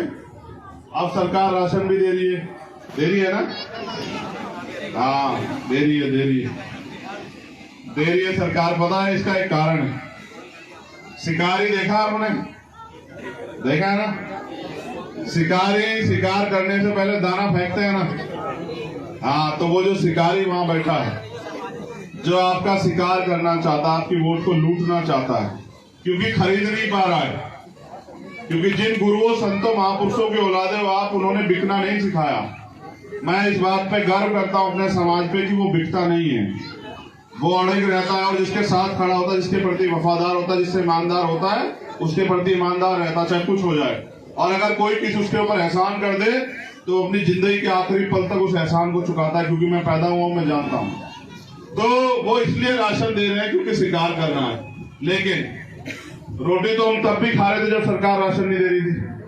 लेकिन समस्या आज इस देश में ये खड़ी हुई है कि सरकार ने जो वर्तमान की है, चाहे केंद्र की हो स्टेट की, सारी सरकारी नौकरियां खत्म कर दी। सारे स्कूल 60,000 स्कूल लगभग बंद कर दिए इन्होंने। प्राइमरी स्कूल में किसके बच्चे पढ़ते हैं आप बताओ, जितने लोग यहाँ बैठे, अमीरों के या गरीबों के? गरीबों के बच्चे पढ़ते हैं। और गरीबों के बच्चे पढ़ेंगे तभी तो कुछ आगे बढ़ पाएंगे, क्योंकि बिना पढ़े लिखे आपके गांव में कितने लोग नौकरी या रोजगार पे जा रहे हैं, आप खुद देख लो। कितनी बहन बेटियां बिना पढ़े जो है डॉक्टर, इंजीनियर, IAS, IPS बन गई हैं। ये तो भला हो बाबा साहब अम्बेडकर के जो उनके साथियों ने जो उस समय तय करके संविधान लिखा, जिस संविधान के जरिए आज ये अवसर है कि एक गरीब का बेटा भी चपरासी से लेके और वो IAS, IPS भी बन सकता है, और वो जिला पंचायत का सदस्य भी बन सकता है, और वो प्राइम मिनिस्टर भी बन सकता है। ये ताकत दी है बाबा साहब अम्बेडकर के संविधान में। ये संविधान ही तो है कि एक आदिवासी समाज की हमारी माँ, बहन, बेटी, जिसको जिस समाज जो भी तरीके से माने, वो इस देश के राष्ट्रपति बन जाती है। ये संविधान ही तो है कि एक दलित समाज का व्यक्ति जो है इस देश का राष्ट्रपति बन जाता है। ये संविधान ही तो है कि एक मुस्लिम समाज का आदमी इस देश का जो है राष्ट्रपति बन जाता है। ये संविधान ही तो है कि एक जाट समाज का आदमी इस देश का प्राइम मिनिस्टर बन जाता है। ये संविधान ही तो है। संविधान से पहले किसने किसको बनाया है? अगर ना होता संविधान तो दलित पिछड़ों को कोई बैठना नहीं देता, कुर्सी तो बहुत दूर की बात है। इसलिए मैं बस ये बताने के लिए आपके यहाँ आया हूं कि लोकतंत्र है, लोकतंत्र जनता के लिए है। जनता तय करती है किसको ताकत मिलेगी, कौन कमजोर होगा। जिसको ताकत मिलती है अगर वो अपनी जिम्मेदारी को अदा करे तो फिर वो हजारों लोगों के आंसू पूछ सकता है। जिनको आपने पहले ताकत दी वो चाहते तो यहाँ बहुत अच्छे डिग्री कॉलेज, बहुत अच्छे हॉस्पिटल, बहुत तमाम तरह की सुविधाएं आ सकती थी जिसमें हजारों लोग नौकरी लगते। वो चाहते, मैं आपको गारंटी से कह रहा हूं, मेरी बात को रिकॉर्ड कर लो हमारे नेता लोग। हमने अवसर मिलने पे जब हम काम कर रहे थे, हमने एक इंडस्ट्रियल एरिया जो है अपने वहां के उस समय के नेताओं से बात करके लगवाया उत्तराखंड में, जिसको कराना होता है। उसमें आज हजारों लोग रोजगार ले रहे हैं, घर से बाहर निकलते हैं, वही कंपनी है, 12-14 हजार रुपए महीने की तनख्वाह वहां मिलती है। हम इतने ताकतवर नहीं हो पाए कि हम वहां उस तनख्वाह को 20,000 रुपए करवा देते, लेकिन समय आएगा, समय आएगा। हम न्यूनतम वेतन पे भी काम कर रहे हैं कि जहां भारत का ये कोना ऐसा एक प्रदेश है तेलंगाना, उसमें न्यूनतम वेतन अगर कोई मजदूरी करता है तो वो 900 रुपए है। कितना है? 900 रुपए। और अगर कोई खेती में किसी के यहाँ काम करता है तो वो 500 रुपए। अगर हम 500 के हिसाब से देखें तो 15,000 रुपए बैठते हैं, और अगर हम मजदूरी के हिसाब से देखें तो 27,000 रुपए बैठते हैं। समझ रहे हो? मैं तुमसे कोई हवाई बातें नहीं कहता, मैं तुमसे वो कह रहा हूं जो सत्य है। हमारे यहाँ न्यूनतम वेतन क्या है? 300-400 रुपए, 10,000 रुपए आते हैं अगर रोज दिहाड़ी मिल जाए। ठीक है। अब दो प्राइवेट में, अगर सरकारी में पढ़ाओगे तो सरकार तो बंद ही हो रहे हैं, फिर पढ़ाई भी नहीं करा रहे हैं जानबूझ के। प्राइवेट के फीस देने की इच्छा शक्ति हमें है नहीं। 2,000 रुपए 3,000 रुपए महीने की फीस कहां से दोगे? फिर किससे उधार लाओगे? फिर कैसे अपने बच्चों को आगे बढ़ाओगे? तो एक संविधान ही था जिसकी बदौलत आज हम लोग यहाँ खड़े हैं कि मैं मंच पे खड़ा होकर बोल रहा हूँ, ये सम्मान से बैठे आप मुझे सुन रहे हैं। वरना आजादी से पहले का इतिहास आप नहीं जानते तो मैं बस आपको बता देता हूं कि संविधान ने हमें क्या दिया, और हम अपनी गुलामी जो अभी हम पे है उस गुलामी से मुक्ति कैसे पा सकते हैं। बड़े सम्मानित लोग बैठे हुए हैं। मैं पहली ऐसी गांव की सभा देख रहा हूं जिसमें सीनियर एज के लोग ज्यादा है, ओल्ड एज के लोग ज्यादा। मैंने भी बहुत सभाएं की है जिसमें ओल्ड एज के लोग यानी कि परिपक्व लोग, यानी कि जो 40 साल की एज पूरी कर चुके हैं, वो लोगों की संख्या ज्यादा है नौजवानों से। ये बड़ा टेक्निकल वो है। मैंने आज पहली बार ऐसा देखा कि जो 35-35 साल से एज के ज्यादा लोग हैं वो ज्यादा बैठे हैं मेरे सामने। तो मैं आपको बस याद दिलाता हूं, मैं अक्सर सभाओं में इस बात कहता हूं, आप भी सुनो, मेरी बहनों माओ आप भी सुनो, और आप नौजवान साथी भी सुनो कि आपकी परेशानियां कैसे खत्म होगी और आपकी परेशानियां खत्म होने की शुरुआत कैसे हुई। शुरुआत ऐसे हुई कि 14 अगस्त 1947 को हम लोग इस देश में गुलाम थे। 15 अगस्त 1947 को देश को आजादी मिली, लेकिन आजादी के साथ अधिकार नहीं थे। अधिकार मिलने के लिए अंग्रेजों ने एक शर्त रखी, क्योंकि बाबा साहब अम्बेडकर हमारी पैरवी कर रहे थे। हमारी पैरवी कौन कर रहा था? एक पढ़े लिखे बैरिस्टर हमारे बाबा साहब अम्बेडकर। उन्होंने कहा कि चलो आप इस देश को छोड़ के चले जाओगे तो हमारे लोगों को अधिकार कैसे मिलेंगे? हम तो यहाँ गुलामों के भी गुलाम हैं। तो तब ये शर्त रखी गई कि देश आजाद तब होगा जब इस देश को चलाने के लिए आप कोई अपना संविधान बनाओगे, कॉन्स्टिट्यूशन बनाओगे। उसको आईन भी कहते हैं उर्दू में। कोई आप अपना ऐसा वो बनाओगे सिस्टम कि कैसे आप अपने देश के अंतिम व्यक्ति को भी सुविधा दोगे, चलाओगे कैसे, सम्मान कैसे करोगे, अवसर कैसे दोगे। तो 2 साल 11 महीने 18 दिन में बनकर तैयार हुआ भारत का संविधान। वो संविधान जो दुनिया का सबसे बड़ा संविधान है, वो संविधान जो दुनिया का सबसे बेहतरीन संविधान है, वो संविधान जो भारत के अंतिम व्यक्ति को भी रोटी कपड़ा मकान की गारंटी देता है कि सरकार अंतिम व्यक्ति को भी रोटी कपड़ा मकान देगी। फिर 26 जनवरी 1950 को जब संविधान लागू हुआ, बाबा साहब अम्बेडकर को चिंता थी कि जो लोग सत्ता में बैठे होंगे वो जरूरी नहीं लोग इन वर्गों को ये अधिकार देंगे, क्योंकि अधिकार दिलाने की ताकत किसके पास है? कानून बनाने की ताकत भी सदन के पास है, चाहे वो विधानसभा हो या लोकसभा हो। मैं छोटे शब्दों में समझाता हूं भाई, अगर जिला पंचायत का कोई कानून बनेगा, कोई नया वो बनेगा, तो उसका अधिकार किस पे है? जो जिला पंचायत के अध्यक्ष है, उनके सदस्य, वो प्रस्ताव लाके पारित करेंगे। उसी तरह से अगर कोई कानून बनाना किसी के हितों में, तो उसके लिए क्या तो विधानसभा में कानून बनेगा या फिर लोकसभा में, ठीक है। तो कानून तो संविधान के रूप में यहाँ था, जब संविधान ने कानून बना के अधिकार दे दिए, लेकिन वो लागू कैसे होंगे? अब यहाँ इस बात पे गौर करें। तो बाबा साहब अम्बेडकर को भरोसा नहीं था कि कल जिन्होंने हजारों साल से अधिकार नहीं दिए वो आज अधिकार दे देंगे क्या, वो आज बदल कैसे जाएंगे। तो उन्होंने अपने लोगों के लिए लड़ के एक वोट का अधिकार तैयार कराया, और उन्होंने कहा जिस वोट का अधिकार उन्होंने दिलाने काम किया, जिसके लिए उन्हें खूब लड़ना पड़ा। कोई कहता था जमींदार को वोट मिले जो लगान देता है, कोई कहता उसको वोट देने का अधिकार मिले जो पैसा, जिसके पास पैसा है, कोई कहता पढ़े लिखे लोगों को। हमारे लोगों में तो उस समय घर भी नहीं थे, पढ़ाई भी नहीं थी, कुछ भी नहीं था। तो बाबा साहब ने कहा लोकतंत्र तब होगा जब लोकतंत्र में आखिरी व्यक्ति भी अपनी भागीदारी करेगा। फिर वो जो वोट का अधिकार आपको दिलाया, तो बाबा साहब अम्बेडकर ने कहा कि आज मैंने रानी का पेट चीर दिया है, आज के बाद राजा आपकी वोट से तैयार होगा। लेकिन बुरा ये है कि आज तक आप राजा तैयार कर नहीं पाए। अगर आप राजा तैयार कर दोगे तो मैं गारंटी से कहता हूं जिनका राजा होता है उनके हाथ फैले हुए होते हैं। क्या बताओ, वो किसी से मांगते हैं क्या? किसी राजा की बहन के साथ अन्याय होता देखा क्या आपने? किसी राजा को रोजी रोटी के लिए मजदूरी करते देखा क्या आपने? ना राजा करता, ना उनका परिवार करता, ना कोई करता। और अगर राज व्यवस्था अच्छी हो तो उनकी व्यवस्था के लोग भी नहीं करते जो लोग उनके क्षेत्र में रहते हैं। तो बाबा साहब अम्बेडकर को विश्वास था कि हमारे लोग अपनी वोट की ताकत का सही प्रयोग करके इस देश में अपना राज स्थापित करेंगे। और देखो, जिनका राज होता है उनके साथ ना अन्याय होता, ना अत्याचार होता, ना उनके हाथ किसी के आगे फैलते, और ना ही उनके साथ कोई जुर्म जाती होती, ना ही उनको किसी के आगे सर झुकाना पड़ता। तो गलती ये हुई कि हमने अपनी वोट का सही प्रयोग नहीं किया और हमारा राज नहीं आया। राज नहीं आया तो हम अपने देश में गुलामों जैसी जिंदगी जी रहे हैं। हम हर बार सोचते हैं सरकार हमें कुछ देगी। मैं बार बार समझाता हूं कि सरकार कुछ नहीं देती है। उसका कारण है क्योंकि सरकार को तो आप देते हो भाई। जनता टैक्स ना दे तो सरकार पे क्या है? सरकार के लोग क्या कोई मेहनत मजदूरी करते हैं क्या? कोई अपना बिजनेस से पैसा निकाल के देते हैं क्या?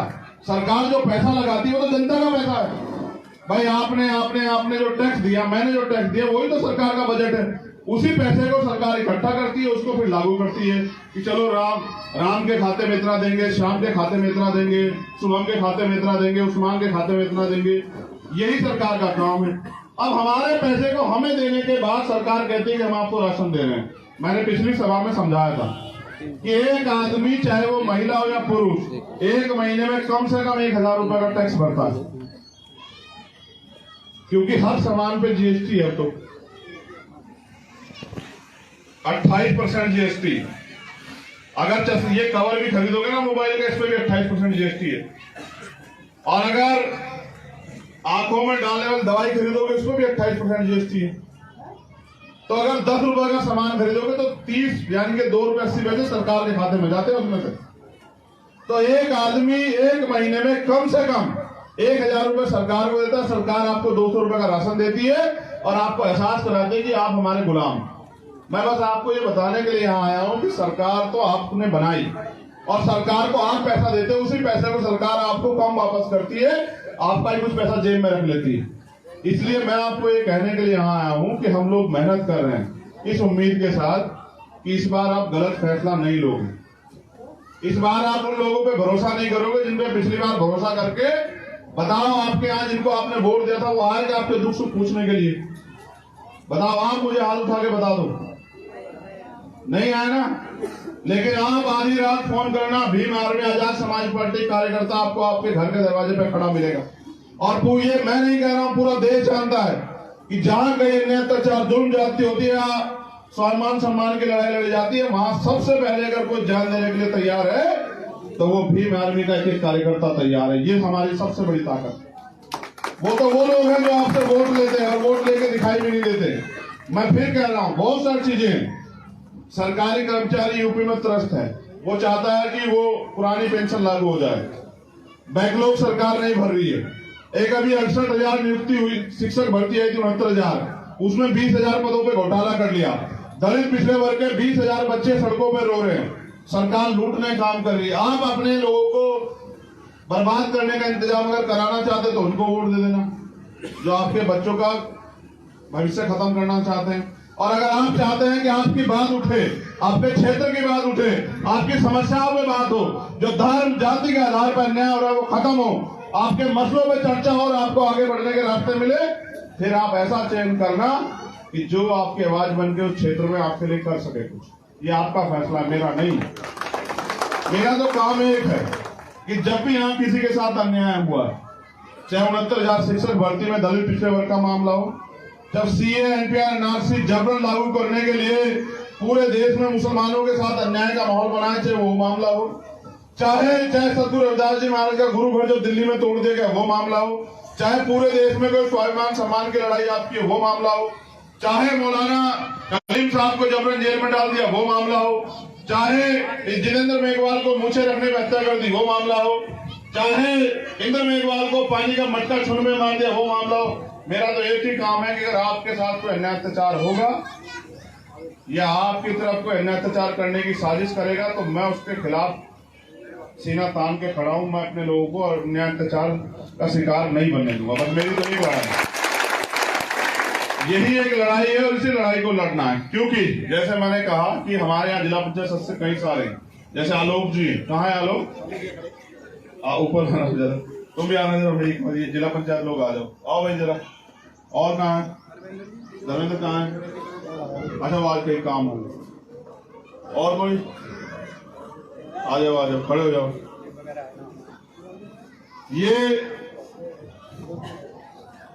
ये विवेक सैन है, ये एक गरीब माँ के बेटे हैं, धामपुर के रहने वाले। ये आलोक भारती हैं, ये गरीब परिवार से हैं। ये प्रशांत, इनके बारे में बताया, इनको ताकत देकर आपने भेजी। बस मैंने ये किया है जो और लोग नहीं कर पाए कि गरीब के बेटों को आगे बढ़ाने के लिए मैंने रास्ता बनाया इस पार्टी के जरिए, कि जहां सब लोग अमीर लोग आगे बढ़ रहे हैं, कुछ गरीब के बच्चे भी आगे बढ़ के अपने लोगों के लिए, अपने क्षेत्र के लिए काम करके दिखा दे। अगर इनको गरीबों को आगे बढ़ाना बुरा अपराध है तो फिर तो मैं गलत हो सकता हूं। अगर गरीबों को भी लोकतंत्र में बराबर का अधिकार है तो फिर मेरी गलती नहीं। भाई लोग अमीरों को आगे बढ़ा रहे हैं और मैं गरीबों को आगे बढ़ा रहा हूं, तो बताओ मैं गलत कर रहा हूं क्या? आप चाहते हो गरीब आगे बढ़े? कितने लोग चाहते हो? हाथ उठा के बताओ, दोनों हाथ उठाओ जो लोग चाहते हैं। अच्छा, ये तो बहुत लोग हैं, नीचे करो। ये मेरी एक बहन वहां खड़ी, बिटिया ये बताओ, तुम मुझे जानती हो? हाँ। तुम्हें लगता है कि मेरे होते तुम्हारे साथ अन्याय हो सकता है? तुम्हें भरोसा है मेरे ऊपर? तुम्हें लगता है कि मैं भविष्य में आप लोग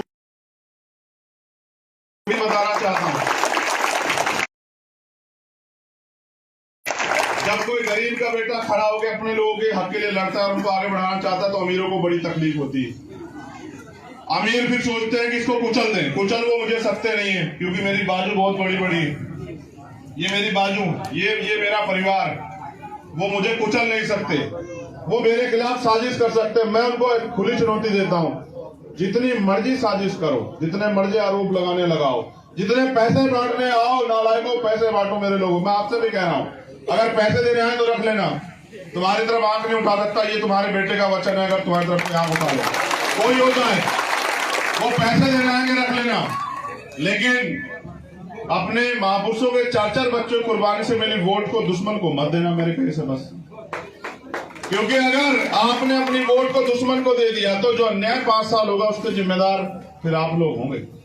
फिर मुझसे मत कहना कि आज हमारा वहां अन्याय, हम पे अन्याय हो रहा। क्योंकि जितनी ताकत आप मुझे दोगे, मैं मंच से नहीं कहता था, आज कह रहा हूं, आप सब लोग बैठे हैं, समाज के, बहुजन समाज के लोग, अभी आपने मुझे इतनी ताकत दी कि मैं आपके लिए सड़क पे लड़ सकता हूं।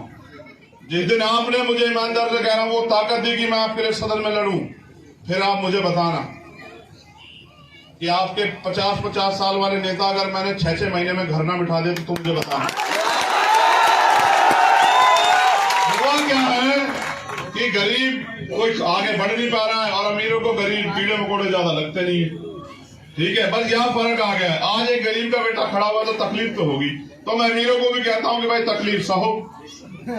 तुमने इतने दिन गरीबों को तकलीफ दी, अब तुम भी सह लो। लेकिन अब बाबा साहब अम्बेडकर के संविधान के जरिए गरीब के बच्चे आगे जरूर बढ़ेंगे। जितने नौजवान खड़े हैं, कितने लोगों को रोजगार मिला है पिछले 5 साल में? हाथ उठा के बताना मुझे। जिनको मिला हो हाथ उठा ले एक बार जरा। आपके गांव में अगर 2-2 सरकारी नौकरी आई हो तो आपको हाथ उठा के बताओ, आपको पता होगा। बताओ, 4 गांव दिखाओ पूरे जनपद में जिस गांव में 2 बच्चे नौकरी लगे हो पूरे 5 साल में। क्यों नहीं लगे? पहले तो सरकारी नौकरी आती थी। क्योंकि जब कोई गरीब का बेटा नौकरी लगता है ना, उसकी जेब में 40-50 हजार रुपए आते हैं, तो वो अपने भाई को भी कहता है कि भाई पढ़ ले, अपने बच्चों को भी अच्छी पढ़ाई देता है, अपनी माँ को भी अच्छा खाना देता है। तो अमीरों को इस बात का दर्द है कि गरीब अच्छा खाना क्यों खा रहे हैं, गरीब अच्छा पानी क्यों पी रहे हैं, गरीब अच्छे घर में क्यों रह रहे हैं, गरीबों के बच्चे पढ़ क्यों रहे हैं। वो तो चाहते ही हमारी गुलामी करें, हमारे तसले उठाएं। ठीक है, हम जो झूठन दे उस पर जिंदा रहे। क्यों रहे गरीब जिंदा? गरीब के यहाँ इसी के लिए पैदा हुआ है। गरीब भी अपनी लड़ाई संविधान के लिए लड़के आगे बढ़ेगा। देखो सच बताऊं तुम्हें, अमीरों के कुत्ते जो है ना वो इसी में सोते हैं। प्रधान खड़ा है सुखबीर, पता करवा के देख लेना, हम दिल्ली में घूमते रहते हैं। जैसे हमारी गर्दन तो अंदर होती है, कुत्ते की गर्दन बाहर होती है। अमीरों के कुत्ते एसी में घूमते हैं गाड़ियों में, हमारे लोग ट्रेन में भी वहां बैठते हैं जहां बाथरूम का दरवाजा होता है, क्योंकि सीट नहीं मिलती है। ठीक है, ये है गरीबों की जिंदगी। और मुझसे मत कहलवाओ, मैंने पूरा देश घुमा है कि गरीबों के हालात क्या है। पहनने को कपड़े नहीं है, खाने को खाना नहीं है, पीने को साफ पानी नहीं है, अच्छे मकान नहीं है, कोई सुविधा नहीं है, फिर भी जी रहे हैं इस उम्मीद के साथ कि उनकी जिंदगी बदलेगी। लेकिन इस बार ऐसे नहीं बदलेगी। इस बार ऐसे बदलेगी जब आप गरीबों का साथ दोगे। मुझे मेरी माओ से पूछना है, बहनों से, अगर कोई पैसे वाला आके कहेगा उसका साथ मत देना, तो ऐसा तो नहीं तुम उस पैसे वाले की तरफ हो जाओगी? नहीं नहीं, दोनों हाथ उठा के बताओ, ऐसे नहीं मानूंगा मैं बिल्कुल भी।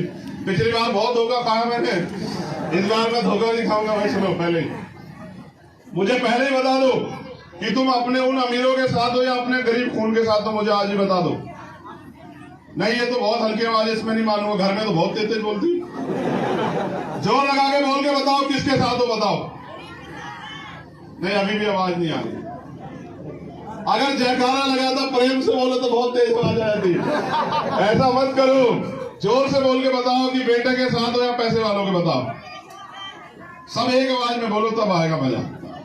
किसके साथ हो बताओ? हाँ चलो, अब की बार तो आई। अब देखो मैं आपको दिखाता हूँ ये लोग आपसे क्यों हो रहे हैं। भाई तुम बताओ, भाई अपने बेटे भाई के साथ हो या अमीरों के साथ हो, बताओ।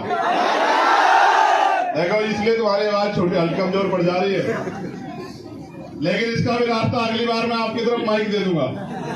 भाई बेटा तो माँ की तरफ ही खड़ा होगा। देखो, बुरा मत मानना, इसमें तो कोई दो राय नहीं। भाई ये तो जिससे पैदा हुआ, जिसके शरीर को चूम चूम के बड़ा हुआ, उसके खिलाफ कैसे जा सकता है?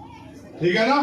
तो बेटा तो माँ की तरफ ही खड़ा होगा। रुख, अब देखो, जल अपने रुख की तरफ बहता है, तो अपना रुख तो उधर ही रहेगा, माँ बहनों की तरफ। भाई तुम जानते हो, तुम तो लड़ लोगे। बताओ, तुम तो लड़ लोगे ना? असली शक्ति की जरूरत किसको है? तो बस मैं चाहता हूं अगर कोई और कर दे इस काम को कि तुम्हें घर तक रोजगार पहुंचा दे, ये अन्याय अत्याचार जो हो रहा है बंद करवा दे, तुम्हें अच्छी सुविधाएं दे दे, तो उसके साथ रहना। मैं नौजवानों से भी कह रहा हूँ, अगर कोई ऐसा हो जो तुम्हारी इसमें मदद कर दे, और ना हो तो फिर अपने गरीब भाई की मदद कराना। इस बार मैं ना भाई फिर बता रहा हूँ, ना तो पैसा है मेरे पास, ना ही और कोई साधन है, खाली आऊंगा, आपके भरोसे आऊंगा जिस दिन आऊंगा, लेकिन ये वादा करता हूं कि जिस दिन आ जाऊंगा और आप ताकत दे दोगे, आपको खाली नहीं रहने दूंगा। ये बात याद रखना, क्योंकि आदमी एक बार धोखा दे सकता है। यहाँ हमारे प्रशासन के लोग भी खड़े, बताओ भाई, आदमी एक ही बार तो धोखा दे सकता है, आदमी एक ही बार तो बेवकूफ बना सकता है, दूसरी बार थोड़ा कोई बेवकूफ बन रहा है। मैं कोई बूढ़ा आदमी तो हूं नहीं 60 साल का कि भाई 5 साल के बाद मुझे घर बैठना है। मुझे तो इस देश में अपना प्राइम मिनिस्टर बनाना है, क्योंकि बाबा साहब अम्बेडकर और माननीय काशीराम साहब चाहते थे कि बहुजन समाज का प्राइम मिनिस्टर बने। मैंने भी एक संकल्प लिया कि माला उसी दिन पहनूंगा दिल से। ऐसे तो जबरन भी हमारे को पहना देते, मैं कहता हूँ रुक जाओ पहना देते जिस दिन इस देश में हमारा प्राइम मिनिस्टर बनेगा, या फिर पहनूंगा वो कफन के साथ जब मैं चला जाऊंगा। लेकिन मुझे भरोसा है कि इस बार हम बाबा साहब अम्बेडकर और माननीय काशीराम साहब का सपना पूरा करके रहेंगे। समय लग सकता है, देखो आप पेड़ लगा रहे हो मेरे जरिए आम का, केले का नहीं लगा रहे कि एक बार फल देगा फिर काटना पड़ेगा। आप लगा रहे आम का पेड़, धीरे धीरे बड़ा होगा, लेकिन जिस दिन बड़ा हो जाएगा फिर छांव भी देगा और फल भी देगा। आप तय कर लो, आपको केले का पेड़ चाहिए या आम का, बताओ। हाँ, तो केले का मत चेंज कर लेना, पता लगा कि एक ही बार बाद काटना पड़े, समझ रहे हो। और लकड़ी भी काम नहीं आती। हम तो अगर नहीं भी रहेंगे तो जितने लोगों को तैयार करके जा रहे हैं समाज के लिए खून देंगे और समाज की लड़ाई लड़ेंगे, इतना तैयार कर दिया इन लोगों को। तो मुझे भरोसा है आप यहाँ हैं। मुझे एक तकलीफ होती है कि आप इतने बड़े पैमाने पर यहाँ अपने अपने काम छोड़े होंगे, इसलिए मैंने इनसे मना कर दिया कि जब तक फसल नहीं कटेगी तब तक कोई सभा मत रखना। आप अभी, क्योंकि वही रोजगार है, क्योंकि और सरकारों ने कुछ दिया नहीं है, तो आप अपने काम करो। मैं नौजवान भाइयों से कहना चाहता हूँ, खूब पढ़ाई करो। मेरा वचन है आपसे, रिकॉर्ड कर लेना, आप पढ़ाई करो अच्छे से। मैं गारंटी देता हूँ आपके रोजगार की, चिंता मत करो। कुछ समय की बात, आप पढ़ाई करो, बस अच्छी पढ़ाई करो जो। और सुनो, पुरानी पेंशन वापस लागू कराएंगे, मेरा वादा, आप देख लेना चाहे। और ये भी कह रहा हूँ आज एक और बात, मुझे बहुत लोग कहते हैं भैया आप ईवीएम पे नहीं बोलते हो, तो वैसे तो हमारा डंडा और झंडा दोनों बहुत मजबूत है। देखो वैसे तो हम चोरी किसी को करने देंगे, लेकिन ईवीएम का भी इलाज फिर हम ही कर सकते हैं, और किसी में दम नहीं की ईवीएम का इलाज कर। मैंने बताया, अच्छा है कि कोई एक सीबीआई इनकम टैक्स का छापा पड़ जाता है, नेता ढूंढने नहीं मिलते, विदेश चले जाते हैं। यहाँ गरीब के बेटे अगर कोई सीबीआई ईडी वाला आ भी जाएगा तो पैसे घर से लाएगा कि भाई चंद्रशेखर पे आरोप लगाने हैं कि देखो उसके कैसे पैसा मिला, समझ रहे हो। हमने तो पुराने नेताओं से सीख ले ली कैसे बर्बाद हुए। अब बर्बाद नहीं होना, अपने समाज को पैरों पे खड़ा करना, अपने समाज को इतना ताकतवर बनाना है कि उनके हाथ ना फैले। अगर बेटी की शादी करनी है तो किसी उधार ना लेना पड़े साहूकार से, अगर बच्चे को पढ़ाना हो तो जमीन ना बेचनी पड़े, और अगर इलाज कराना हो तो किसी के पैर ना पकड़ने पड़े। इतना कामयाब करना अपने समाज को, इसलिए लड़ना। किसानों को उनकी फसल की गारंटी भी, यहाँ किसान भी बैठे हैं, हम देंगे। हम याद रखना, किसी को और कोई दे नहीं सकता, हम देंगे किसानों को फसल की गारंटी, एमएसपी, न्यूनतम समर्थन मूल्य। और सुनो, मैं अपने मुस्लिम भाई से भी कहना चाहता हूं, तुमने सारे अजमा के देख लिए, एक बार मेरा साथ देके देखो, फिर बताना मुझे, ठीक है। आपने सारे अजमा के देख लिए, वोट देते हो, ठगे जाते हो, फिर बाद में कहते रहते हो नेताजी तो मिलते नहीं है। नेता को ही नेता बनाओगे तो ऐसा ही होगा, किसी गरीब के बेटे को आगे बढ़ाओगे तब पता लगेगा, ठीक है। बिजनौर की धरती में बड़े बड़े नेता बनाए, मैं बिजनौर ऐसा नहीं आया, इसके पीछे राज है। तो मैं कहीं और भी जा सकता हूँ। बिजनौर क्यों आया, देखो इसलिए आया कि आपने इन गरीब के बेटों को इज्जत दी, तो मेरा भी हौसला बढ़ा कि वहां गरीबों के साथ खड़े होने लोग। दूसरा, इतिहास गवाह है कि बिजनौर में बहुत बड़े बड़े नेता बनाए, तो मैं भी कोई एमपी एमएलए नहीं बनाना चाहता भाई, समझ रहे हो। यहाँ से प्राइम मिनिस्टर बनाएंगे चंद्रशेखर आजाद को।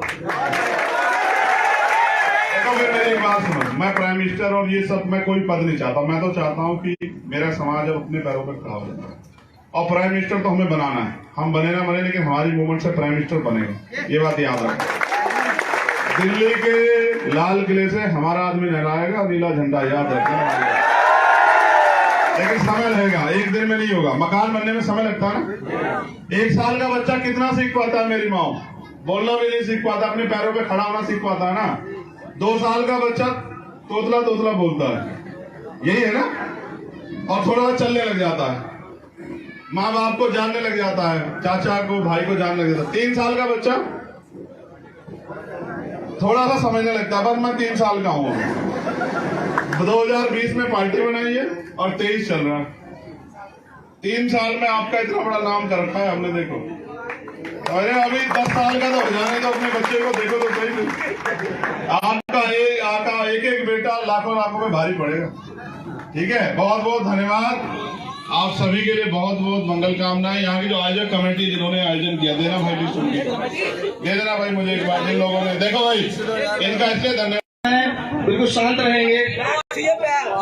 शब्बीरपुर की चिंगारी 16 बन गई है। शब्बीरपुर की चिंगारी 16 बन गई है। चारों तरफ भीम आर्मी की हवा चल गई है। बहुजनों का बब्बर शेर रावण हमारी जान है। मिटने को जिसकी खातिर तैयार नौजवान है। मनोवादियों खैर मनाओ, वक्त हमारा आएगा। मनोवादियों खैर मनाओ, वक्त हमारा आएगा। दिल्ली की संसद में जिस दिन रावण झंडा फहराएगा।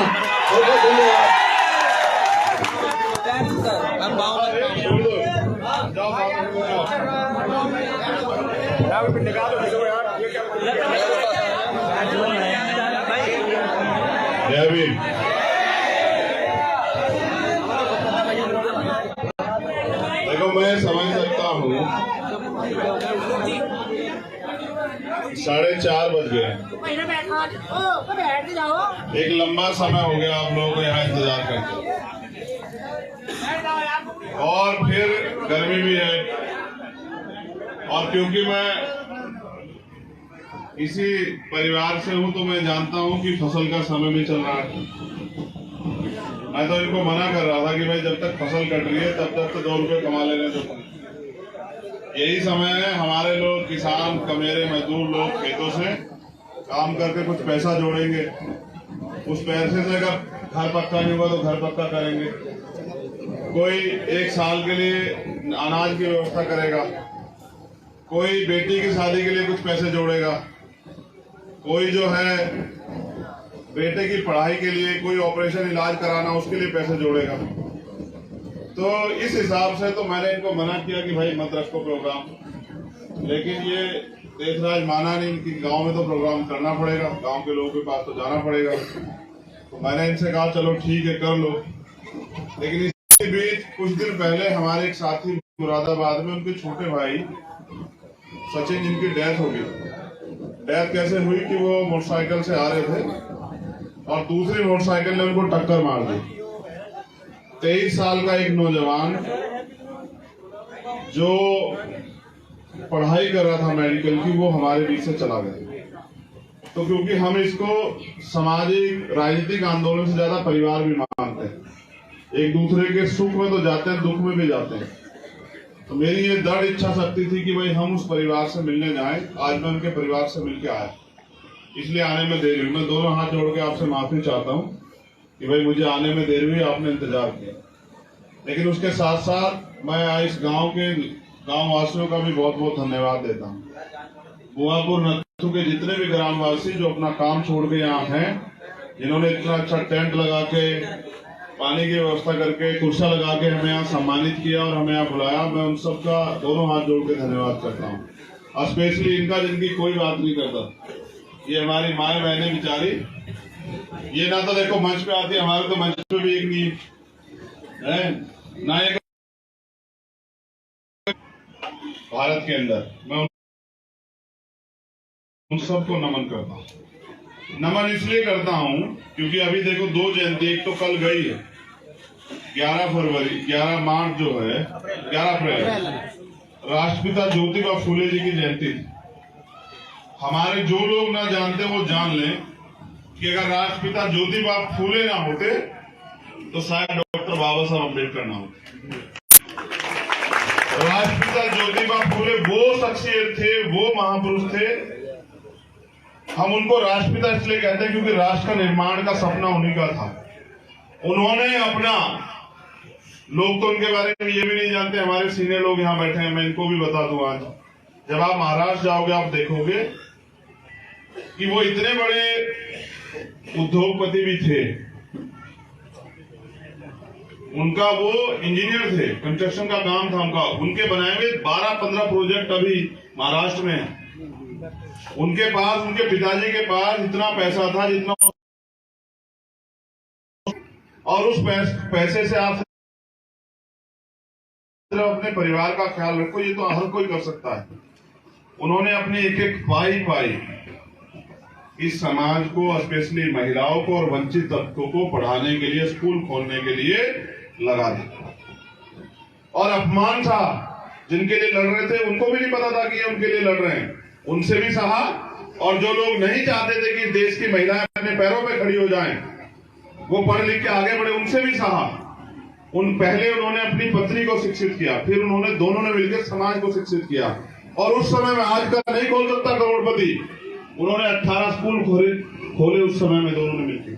और उनकी पत्नी जब मां सावित्रीबाई फुले जाती थी पढ़ाने के लिए, तो दूसरे लोग उनके ऊपर कीचड़ गंदगी फेंक देते थे। वो बेचारी 2 साड़ी लगती थी, एक पहन के जाती थी, उसको निकाल देते, किसी को बुरा नहीं कहती, और फिर दूसरी पहन के पढ़ाती, फिर वो गंदी साड़ी पहन के चली आती।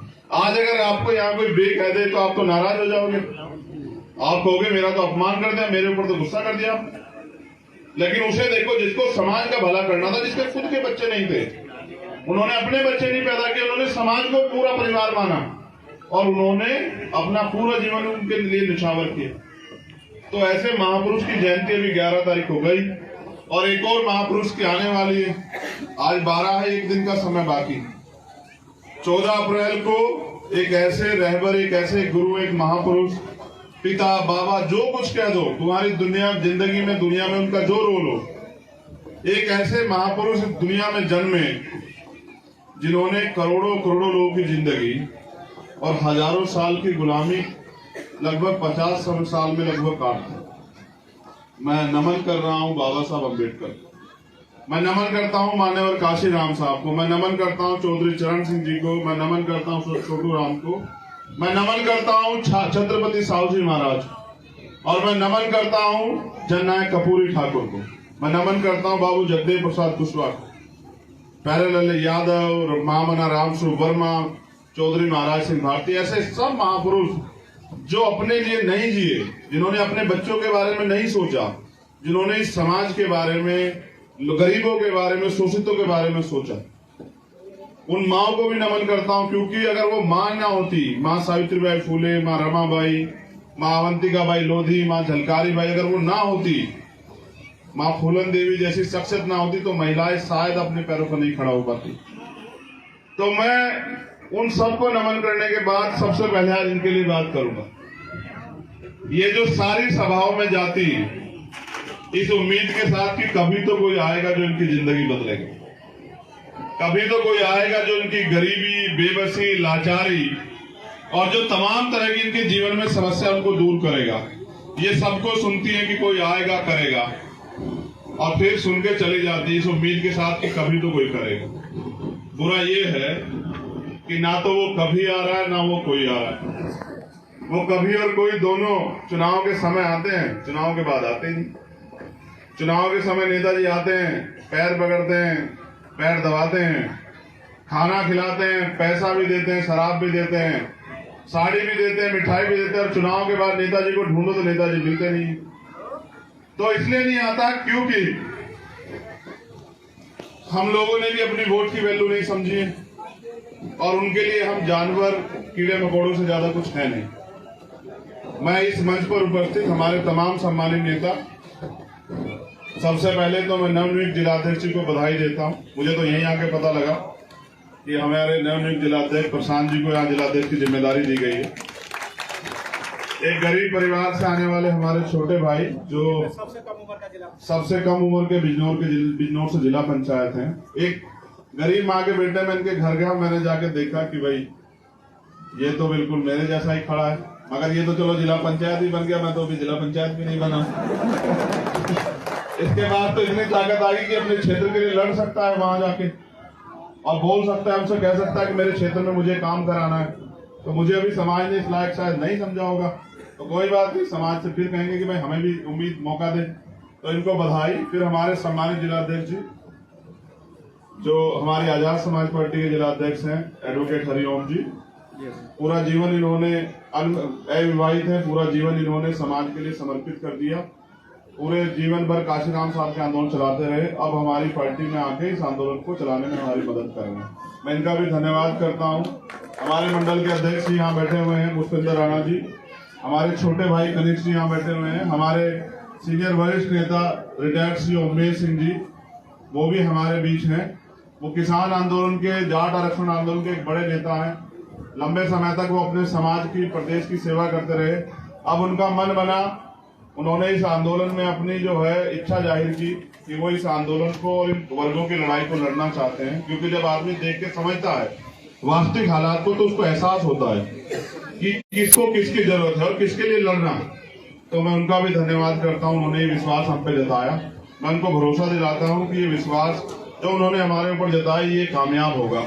फिर हमारे सीनियर वरिष्ठ नेता ओमपाल जी, वो यहीं के क्षेत्र के, आप उनको बेहतर जानते हैं, बहुत मुझसे भी पहले से जानते हैं। भाई कपिल जी, हमारे यहाँ के विधानसभा अध्यक्ष जी, तमाम हमारे साथी जो सामने बैठे हैं, ललित जी, बंटी भाई, विवेक सेन जी, हमारे नेता जो जिला परिषद सदस्य भी हैं, और भगत जी, और ये हल्दिया जी हमारे नेता, और वो रोहित सागर जी उधर बैठे हैं, और हमारे जोन में जो है उस्मान सैफी जी, तमाम जो है हमारे सीनियर साथी, रोहित सागर, राजन जी भी पीछे खड़े हैं, और जो साथी जिनका नाम छूट गया हो उनको भी मैं कहता हूँ कि बस मुझ में ही जोड़ देना आपको। जैसे रजत यहाँ खड़े हमारे जिला प्रभारी। देखो, इन पे गाड़ी घोड़ा नहीं तो तुम इनको गरीब मत समझना और कमजोर भी मत समझना। समय जब बदलता है ना, तो बहुत लोगों के हालात बदल देता है। जिस दिन ये इनकी मेहनत कामयाब होगी, आप याद रखना, फिर कोई गरीब अपने आप को कमजोर नहीं समझना। मेरा वादा है आप लोगों से, जिस दिन आपके फैसले अच्छे हो जाएंगे, आप अपने आप को, अपनी कमजोरियों को कमजोरी मत समझना। आपकी कमजोरियों को आपकी ताकत बनाने की जिम्मेदारी हमारे कंधों पे। तो पहले इनकी बात करते हैं। अब सरकार राशन भी दे रही है ना? हाँ, दे रही है सरकार। पता है इसका एक कारण है, शिकारी देखा आपने? देखा है ना? शिकार करने से पहले दाना फेंकते हैं ना। हाँ, तो वो जो शिकारी वहां बैठा है, जो आपका शिकार करना चाहता है, आपकी वोट को लूटना चाहता है, क्योंकि खरीद नहीं पा रहा है। क्योंकि जिन गुरुओं, संतों, महापुरुषों के औलादे हो आप, उन्होंने बिकना नहीं सिखाया।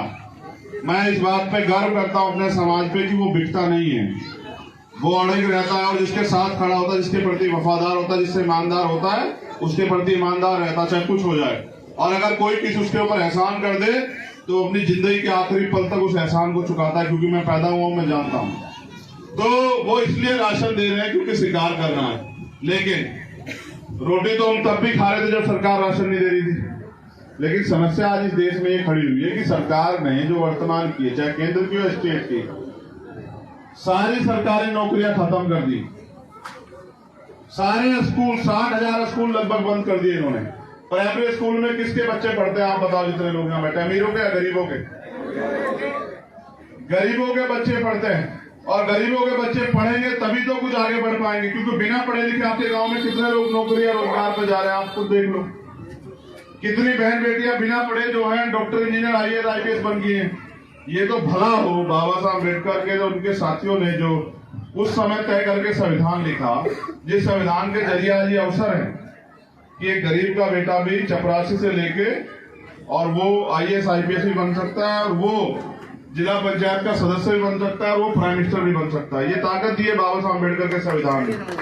ये संविधान ही तो है कि एक आदिवासी समाज की हमारी माँ, बहन, बेटी, जिस समाज जो भी तरीके से माने, वो इस देश के राष्ट्रपति बन जाती है। ये संविधान ही तो है कि एक दलित समाज का व्यक्ति जो है इस देश का राष्ट्रपति बन जाता है।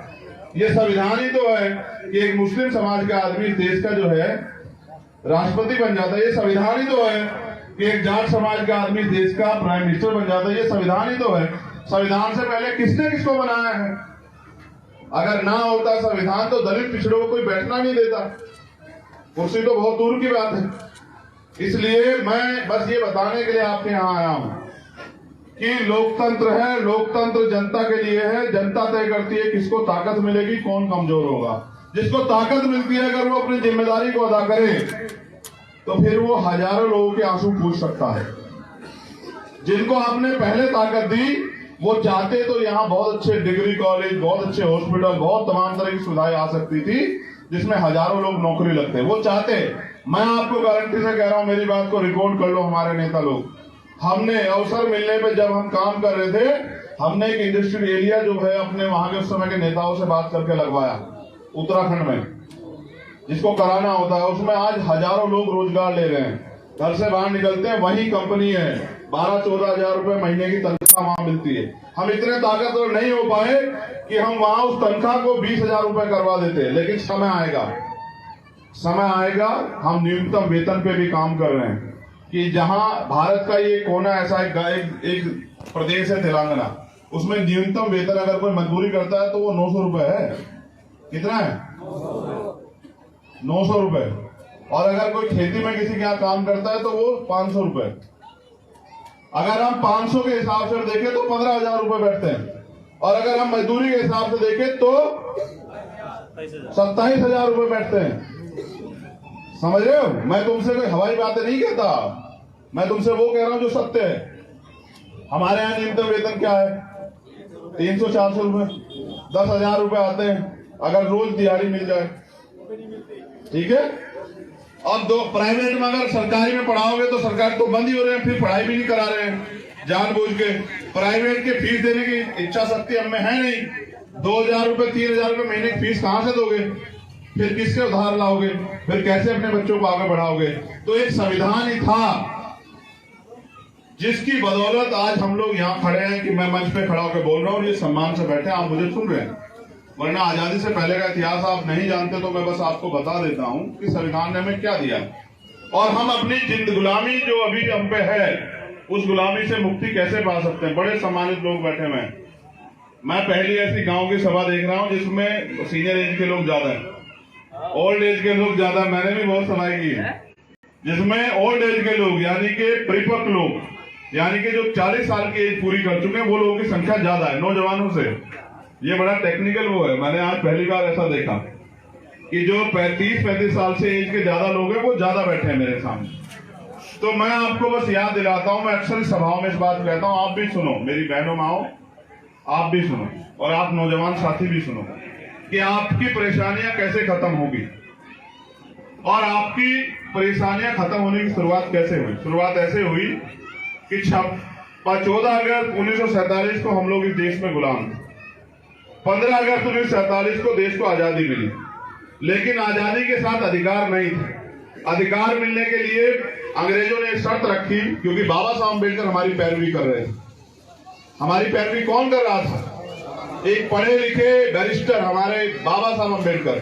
उन्होंने कहा कि चलो आप इस देश को छोड़ के चले जाओगे तो हमारे लोगों को अधिकार कैसे मिलेंगे, हम तो यहाँ गुलामों के भी गुलाम हैं। तो तब ये शर्त रखी गई कि देश आजाद तब होगा जब इस देश को चलाने के लिए आप कोई अपना संविधान बनाओगे, कॉन्स्टिट्यूशन बनाओगे, उसको आईन भी कहते हैं उर्दू में। कोई आप अपना ऐसा वो बनाओगे सिस्टम कि कैसे आप अपने देश के अंतिम व्यक्ति को भी सुविधा दोगे, चलाओगे कैसे, सम्मान कैसे करोगे, अवसर कैसे दोगे। तो 2 साल 11 महीने 18 दिन में बनकर तैयार हुआ भारत का संविधान। वो संविधान जो दुनिया का सबसे बड़ा संविधान है, वो संविधान जो दुनिया का सबसे बेहतरीन संविधान है, वो संविधान जो भारत के अंतिम व्यक्ति को भी रोटी कपड़ा मकान की गारंटी देता है कि सरकार अंतिम व्यक्ति को भी रोटी कपड़ा मकान देगी। फिर 26 जनवरी 1950 को जब संविधान लागू हुआ, बाबा साहब अम्बेडकर को चिंता थी कि जो लोग सत्ता में बैठे होंगे वो जरूरी नहीं लोग इन वर्गों को ये अधिकार देंगे, क्योंकि अधिकार दिलाने की ताकत किसके पास है? कानून बनाने की ताकत भी सदन के पास है, चाहे वो विधानसभा हो या लोकसभा हो। मैं छोटे शब्दों में समझाता हूं भाई, अगर जिला पंचायत का कोई कानून बनेगा, कोई नया वो बनेगा, तो उसका अधिकार किस पे है? जो जिला पंचायत के अध्यक्ष है, उनके सदस्य है, वो प्रस्ताव लाके पारित करेंगे। उसी तरह से अगर कोई कानून बनाना किसी के हितों में, तो उसके लिए क्या तो विधानसभा में कानून बनेगा या फिर लोकसभा में। ठीक है? तो कानून तो संविधान के रूप में यहाँ था, जब संविधान ने कानून बना के अधिकार दे दिए, लेकिन वो लागू कैसे होंगे? अब यहाँ इस बात पे गौर करें। तो बाबा साहब अम्बेडकर को भरोसा नहीं था कि कल जिन्होंने हजारों साल से अधिकार नहीं दिए वो आज अधिकार दे देंगे क्या? वो आज बदल कैसे जाएंगे? तो उन्होंने अपने लोगों के लिए लड़ के एक वोट का अधिकार तैयार कराया और उन्होंने कहा जिस वोट का अधिकार उन्होंने दिलाने का काम किया, जिसके लिए उन्हें खूब लड़ना पड़ा। कोई कहता था जमींदार को वोट मिले जो लगान देता है, कोई कहता उसको वोट देने का अधिकार मिले जो पैसा, जिसके पास पैसा है, कोई कहता पढ़े लिखे लोगों को। हमारे लोगों में तो उस समय घर भी नहीं थे, पढ़ाई भी नहीं थी, कुछ भी नहीं था। तो बाबा साहब ने कहा लोकतंत्र तब होगा जब लोकतंत्र में आखिरी व्यक्ति भी अपनी भागीदारी करेगा। फिर वो जो वोट का अधिकार आपको दिलाया, तो बाबा साहब अम्बेडकर ने कहा कि आज मैंने रानी का पेट चीर दिया है, आज के बाद राजा आपकी वोट से तैयार होगा। लेकिन बुरा यह है कि आज तक आप राजा तैयार कर नहीं पाए। अगर आप राजा तैयार कर दोगे तो मैं गारंटी से कहता हूं जिनका राजा होता है उनके हाथ फैले हुए होते हैं। क्या बताओ, वो किसी से मांगते हैं क्या? किसी राजा की बहन के साथ अन्याय होता देखा क्या आपने? किसी राजा को रोजी रोटी के लिए मजदूरी करते देखा क्या आपने? ना राजा करता, ना उनका परिवार करता, ना कोई करता। और अगर राज व्यवस्था अच्छी हो तो उनकी व्यवस्था के लोग भी नहीं करते जो लोग उनके क्षेत्र में रहते हैं। तो बाबा साहब अम्बेडकर को विश्वास था कि हमारे लोग अपनी वोट की ताकत का सही प्रयोग करके इस देश में अपना राज स्थापित करेंगे। और देखो जिनका राज होता है उनके साथ ना अन्याय होता, ना अत्याचार होता, ना उनके हाथ किसी के आगे फैलते, और ना ही उनके साथ कोई जुर्म जाती होती, ना ही उनको किसी के आगे सर झुकाना पड़ता। तो गलती ये हुई कि हमने अपनी वोट का सही प्रयोग नहीं किया और हमारा राज नहीं आया। राज नहीं आया तो हम अपने देश में गुलामों जैसी जिंदगी जी रहे हैं। हम हर बार सोचते हैं सरकार हमें कुछ देगी। मैं बार बार समझाता हूं सरकार कुछ नहीं देती है। उसका कारण है क्योंकि सरकार को तो आप देते हो। भाई जनता टैक्स ना दे तो सरकार पे क्या है? सरकार के लोग क्या कोई मेहनत मजदूरी करते हैं क्या? कोई अपना बिजनेस से पैसा निकाल के देते हैं क्या? सरकार जो पैसा लगाती है वो तो जनता का पैसा है। भाई आपने जो टैक्स दिया, मैंने जो टैक्स दिया, वही तो सरकार का बजट है। उसी पैसे को सरकार इकट्ठा करती है, उसको फिर लागू करती है कि चलो राम के खाते में इतना देंगे, श्याम के खाते में इतना देंगे, शुभम के खाते में इतना देंगे, उस्मान के खाते में इतना देंगे। यही सरकार का काम है। अब हमारे पैसे को हमें देने के बाद सरकार कहती है कि हम आपको राशन दे रहे हैं। मैंने पिछली सभा में समझाया था कि एक आदमी चाहे वो महिला हो या पुरुष, एक महीने में कम से कम 1000 रुपए का टैक्स भरता है, क्योंकि हर सामान पे जीएसटी है। तो 28% जीएसटी। अगर ये कवर भी खरीदोगे ना मोबाइल का, इस पे भी 28% जीएसटी है। और अगर आंखों में डालने वाली दवाई खरीदोगे उसको भी 28% जीएसटी है। तो अगर 10 रुपए का सामान खरीदोगे तो 30 यानी कि 2 रुपए 80 पैसे सरकार के खाते में जाते हैं उसमें से। तो एक आदमी एक महीने में कम से कम 1000 रुपए सरकार को देता है। सरकार आपको 200 रुपए का राशन देती है और आपको एहसास कराती है कि आप हमारे गुलाम। मैं बस आपको ये बताने के लिए यहाँ आया हूँ कि सरकार तो आपने बनाई और सरकार को आप पैसा देते हो, उसी पैसे को सरकार आपको कम वापस करती है, आपका ही कुछ पैसा जेब में रख लेती है। इसलिए मैं आपको ये कहने के लिए यहाँ आया हूँ कि हम लोग मेहनत कर रहे हैं इस उम्मीद के साथ कि इस बार आप गलत फैसला नहीं लोगे। इस बार आप उन लोगों पे भरोसा नहीं करोगे जिन पे पिछली बार भरोसा करके, बताओ आपके यहाँ जिनको आपने वोट दिया था वो आएगा आपके दुख सुख पूछने के लिए? बताओ, आप मुझे हाथ उठा के बता दो, नहीं आए ना? लेकिन आप आधी रात फोन करना, भीम आर्मी आजाद समाज पार्टी कार्यकर्ता आपको आपके घर के दरवाजे पे खड़ा मिलेगा। और ये मैं नहीं कह रहा हूं, पूरा देश जानता है कि जहां कहीं अत्याचार जुर्म जाती होती है, स्वाभिमान सम्मान की लड़ाई लड़ी जाती है, वहां सबसे पहले अगर कोई जान देने के लिए तैयार है तो वो भीम आर्मी का एक कार्यकर्ता तैयार है। ये हमारी सबसे बड़ी ताकत है। वो तो वो लोग हैं जो आपसे वोट लेते हैं और वोट लेके दिखाई भी नहीं देते। मैं फिर कह रहा हूं, बहुत सारी चीजें सरकारी कर्मचारी यूपी में त्रस्त है। वो चाहता है कि वो पुरानी पेंशन लागू हो जाए। बैकलॉग सरकार नहीं भर रही है। एक अभी 68,000 नियुक्ति हुई, शिक्षक भर्ती आई थी 69,000, उसमें 20,000 पदों पे घोटाला कर लिया। दलित पिछड़े वर्ग के 20,000 बच्चे सड़कों पे रो रहे हैं। सरकार लूटने काम कर रही है। आप अपने लोगों को बर्बाद करने का इंतजाम अगर कराना चाहते तो उनको वोट दे देना जो आपके बच्चों का भविष्य खत्म करना चाहते हैं। और अगर आप चाहते हैं कि आपकी बात उठे, आपके क्षेत्र की बात उठे, आपकी समस्याओं में बात हो, जो धर्म जाति के आधार पर अन्याय हो रहा है वो खत्म हो, आपके मसलों में चर्चा हो और आपको आगे बढ़ने के रास्ते मिले, फिर आप ऐसा चयन करना कि जो आपकी आवाज बन के उस क्षेत्र में आपके लिए कर सके कुछ। ये आपका फैसला, मेरा नहीं।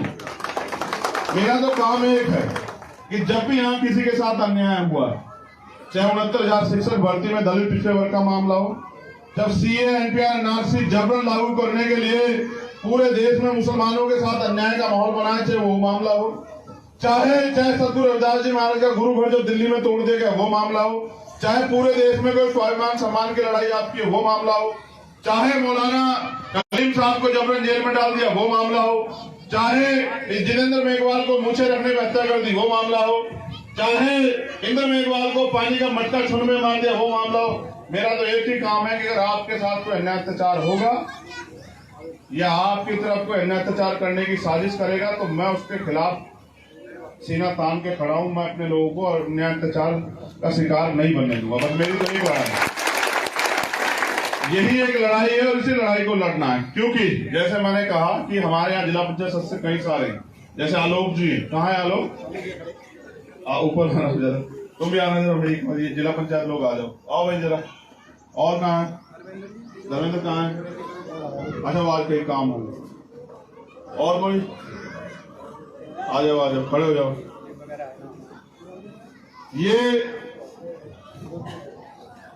ये विवेक सैन है, ये एक गरीब माँ के बेटे हैं, धामपुर के रहने वाले। ये आलोक भारती हैं, ये गरीब परिवार से हैं।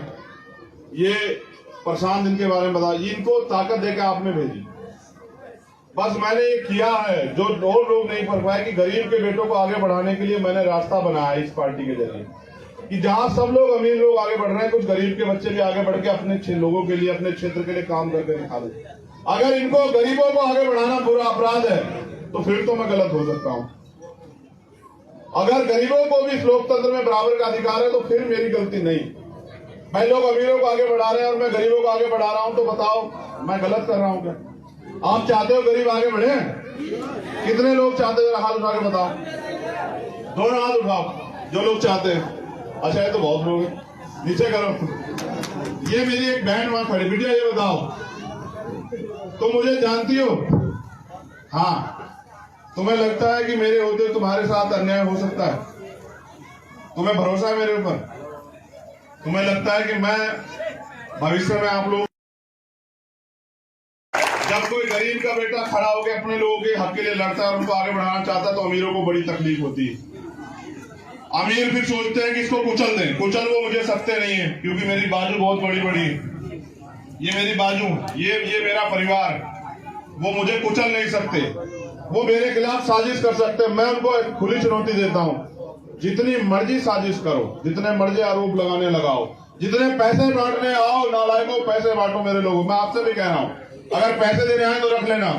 तुम्हारी तरफ आंख नहीं उठा सकता, ये तुम्हारे बेटे का वचन है। अगर तुम्हारी तरफ से आंख उठा लो, कोई हो जाए, वो पैसे देने आएंगे रख लेना। लेकिन अपने महापुरुषों के 4-4 बच्चों की कुर्बानी से मिली वोट को दुश्मन को मत देना मेरे कहे से बस। क्योंकि अगर आपने अपनी वोट को दुश्मन को दे दिया तो जो अन्याय 5 साल होगा उसके जिम्मेदार फिर आप लोग होंगे। फिर मुझसे मत कहना कि आज हमारा वहां अन्याय, हम पे अन्याय हो रहा, क्योंकि जितनी ताकत आप मुझे दोगे, मैं मन से नहीं कहता था, आज कह रहा हूं, आप सब लोग बैठे हैं समाज के, बहुजन समाज के लोग, अभी आपने मुझे इतनी ताकत दी कि मैं आपके लिए सड़क पे लड़ सकता हूं।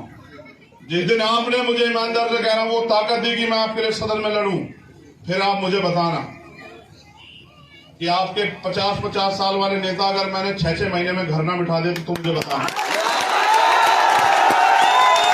सवाल क्या है कि गरीब कोई आगे बढ़ नहीं पा रहा है और अमीरों को गरीब कीड़े मकोड़े ज्यादा लगते नहीं है। ठीक है, बस यहाँ फर्क आ गया है। आज एक गरीब का बेटा खड़ा हुआ तो तकलीफ तो होगी, तो मैं अमीरों को भी कहता हूँ कि भाई तकलीफ सहो।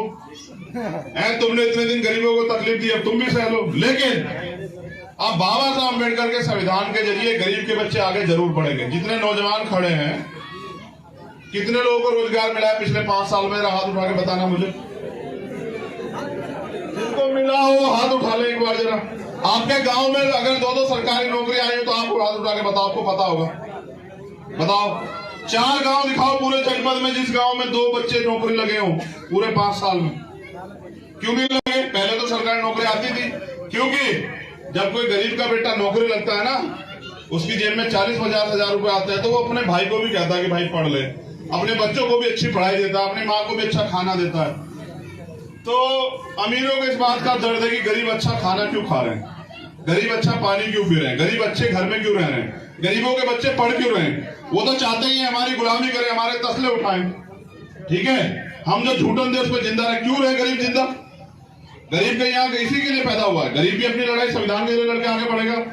देखो सच बताओ तुम्हें, अमीरों के कुत्ते जो है ना वो इसी में सोते हैं। प्रधान खड़ा है सुखबीर, पता करवा के देखना, हम दिल्ली में घूमते रहते हैं। जैसे हमारी गर्दन तो अंदर होती है, कुत्ते की गर्दन बाहर होती है।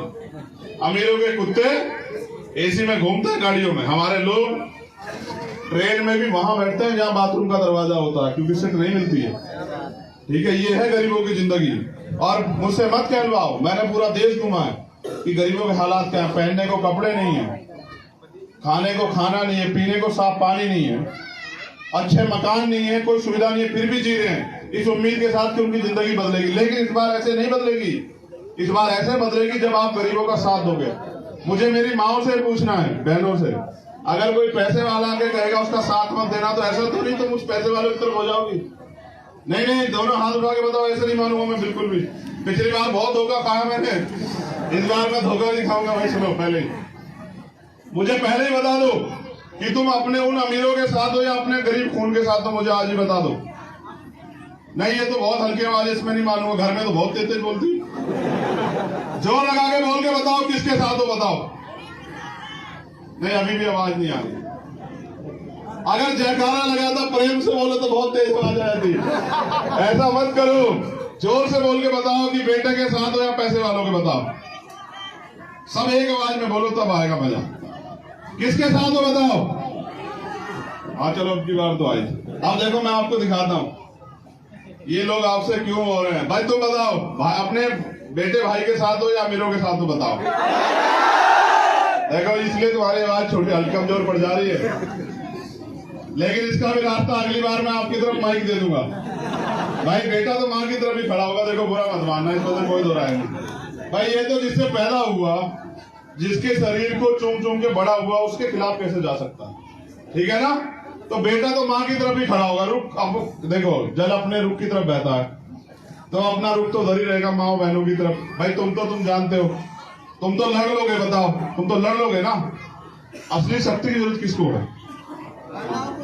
तो बस मैं चाहता हूं अगर कोई और कर दे इस काम को कि तुम्हें घर तक रोजगार पहुंचा दे, ये अन्याय अत्याचार जो हो रहा है बंद करवा दे, तुम्हें अच्छी सुविधाएं दे दे, तो उसके साथ रहना। मैं नौजवानों से भी कह रहा हूं, अगर कोई ऐसा हो जो तुम्हारी इसमें मदद कर दे, और ना हो तो फिर अपने गरीब भाई की मदद कराना। इस बार मैं ना भाई फिर बता रहा हूं, ना तो पैसा है मेरे पास, ना ही और कोई साधन है। खाली आऊंगा, आपके भरोसे आऊंगा जिस दिन आऊंगा, लेकिन ये वादा करता हूं कि जिस दिन आ जाऊंगा और आप ताकत दे दोगे, आपको खाली नहीं रहने दूंगा। ये बात याद रखना, क्योंकि आदमी एक बार धोखा दे सकता है। यहाँ हमारे प्रशासन के लोग भी खड़े हैं। बताओ भाई, आदमी एक ही बार तो धोखा दे सकता है, आदमी एक ही बार तो बेवकूफ बना सकता है, दूसरी बार थोड़े कोई बेवकूफ बन रहा है। मैं कोई बूढ़ा आदमी तो हूं नहीं 60 साल का कि भाई 5 साल के बाद मुझे घर बैठना है। मुझे तो इस देश में अपना प्राइम मिनिस्टर बनाना है, क्योंकि बाबा साहब अम्बेडकर मान्यवर काशीराम साहब चाहते थे कि बहुजन समाज का प्राइम मिनिस्टर बने। मैंने भी एक संकल्प लिया कि माला उसी दिन पहनूंगा दिल से। ऐसे तो जबरन भी हमारे को पहना देते, मैं कहता हूँ रुक जाओ पहना देते जिस दिन इस देश में हमारा प्राइम मिनिस्टर बनेगा, या फिर पहनूंगा वो कफन के साथ जब मैं चला जाऊंगा। लेकिन मुझे भरोसा है कि इस बार हम बाबा साहब अम्बेडकर मान्यवर काशीराम साहब का सपना पूरा करके रहेंगे। समय लग सकता है। देखो आप पेड़ लगा रहे हो मेरे जरिए, आम का, केले का नहीं लगा रहे कि एक बार फल देगा फिर काटना पड़ेगा। आप लगा रहे आम का पेड़, धीरे धीरे बड़ा होगा, लेकिन जिस दिन बड़ा हो जाएगा फिर छांव भी देगा और फल भी देगा। आप तय कर लो आपको केले का पेड़ चाहिए या आम का, बताओ। हाँ तो केले का मत चेंज कर लेना, पता लगा कि एक ही बार बाद काटना पड़े, समझ रहे हो। और लकड़ी भी काम नहीं आती। हम तो अगर नहीं भी रहेंगे तो जितने लोगों को तैयार करके जा रहे हैं समाज के लिए खून देंगे और समाज की लड़ाई लड़ेंगे। इतना तैयार कर दिया इन लोगों को, तो मुझे भरोसा है आप यहाँ हैं। मुझे एक तकलीफ होती है कि आप इतने बड़े पैमाने पे यहाँ अपने अपने काम छोड़े होंगे, इसलिए मैंने इनसे मना कर दिया कि जब तक फसल नहीं कटेगी तब तक कोई सभा मत रखना। आप अभी, क्योंकि वही रोजगार है, क्योंकि और सरकारों ने कुछ दिया नहीं है, तो आप अपने काम करो। मैं नौजवान भाइयों से कहना चाहता हूँ, खूब पढ़ाई करो। मेरा वचन है आपसे, रिकॉर्ड कर लेना, आप पढ़ाई करो अच्छे से। मैं गारंटी देता हूँ आपके रोजगार की, चिंता मत करो, कुछ समय की बात।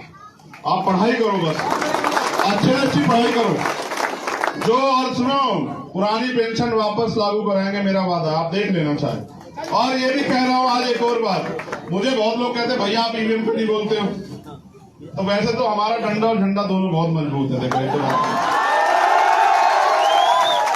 वैसे तो हम चोरी किसी को करने देंगे, लेकिन ईवीएम का भी इलाज फिर हम ही कर सकते हैं, और किसी में दम नहीं कि ईवीएम का इलाज कर।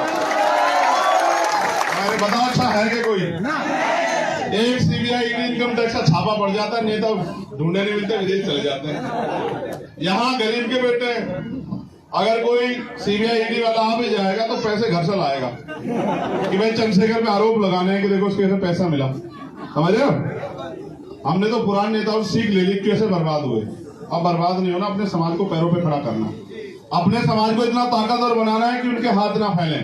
अगर बेटी की शादी करनी है तो किसी उधार ना लेना पड़े साहूकार से, अगर बच्चे को पढ़ाना हो तो जमीन ना बेचनी पड़े, और अगर इलाज कराना हो तो किसी के पैर ना पकड़ने पड़े। इतना कामयाब करना अपने समाज को, इसलिए लड़ना। किसानों को उनकी फसल की गारंटी भी, यहाँ किसान भी बैठे हैं, हम देंगे। हम याद रखना, किसी को और कोई दे नहीं सकता, हम देंगे किसानों को फसल की गारंटी, एमएसपी, न्यूनतम समर्थन मूल्य। और सुनो, मैं अपने मुस्लिम भाई से भी कहना चाहता हूं, तुमने सारे जमा के देख लिए, एक बार मेरा साथ देके देखो, फिर बताना मुझे, ठीक है। आपने सारे जमा के देख लिए, वोट देते हो, ठगे जाते हो, फिर बाद में कहते रहते हो नेताजी तो मिलते नहीं है। नेता कोई नेता बनाओगे तो ऐसा ही होगा, किसी गरीब के बेटे को आगे बढ़ाओगे तब पता लगेगा, ठीक है। बिजनौर की धरती में बड़े बड़े नेता बनाए, मैं बिजनौर ऐसे नहीं आया, इसके पीछे राज है। तो मैं कहीं और भी जा सकता हूँ। बिजनौर क्यों आया, देखो इसलिए आया कि आपने इन गरीब के बेटों को इज्जत दी, तो मेरा भी हौसला बढ़ा कि वहां गरीबों के साथ खड़े होने लोग। दूसरा, इतिहास गवाह है कि बिजनौर में बहुत बड़े बड़े नेता बनाए, तो मैं भी कोई एमपी एमएलए नहीं बनाना चाहता भाई, समझ रहे हो। यहाँ से प्राइम मिनिस्टर बनाएंगे चंद्रशेखर आजाद को। देखो फिर मेरी एक बात सुनो, मैं प्राइम मिनिस्टर और ये सब मैं कोई पद नहीं चाहता। मैं तो चाहता हूँ कि मेरा समाज अब अपने पैरों पर खड़ा हो जाए, और प्राइम मिनिस्टर तो हमें बनाना है। हम बने ना बने, लेकिन हमारी मूवमेंट से प्राइम मिनिस्टर बनेगा, ये बात याद रखें। दिल्ली के लाल किले से हमारा आदमी लहराएगा नीला झंडा, याद रखना। लेकिन समय लगेगा, एक दिन में नहीं होगा। मकान बनने में समय लगता है ना। 1 साल का बच्चा कितना सीख पाता है मेरी माँ, बोलना भी नहीं सीख पाता, अपने पैरों पे खड़ा होना सीख पाता है ना। 2 साल का बच्चा तोतला तोतला बोलता है, यही है ना, और थोड़ा सा चलने लग जाता है, माँ बाप को जानने लग जाता है, चाचा को भाई को जानने लग जाता है। 3 साल का बच्चा थोड़ा सा समझने लगता है, बस मैं 3 साल का हूँ। 2020 में पार्टी बनाई है और 23 चल रहा है। 3 साल में आपका इतना बड़ा नाम कर रखा है हमने, देखो। अरे अभी 10 साल का तो हो जाने दो, अपने बच्चे को देखो तो सही। आपका एक बेटा लाखों में भारी पड़ेगा, ठीक है। बहुत बहुत धन्यवाद आप सभी के लिए, बहुत बहुत मंगल कामनाएं। यहाँ की जो आयोजक कमेटी जिन्होंने आयोजन किया, देना भाई भी सुन के।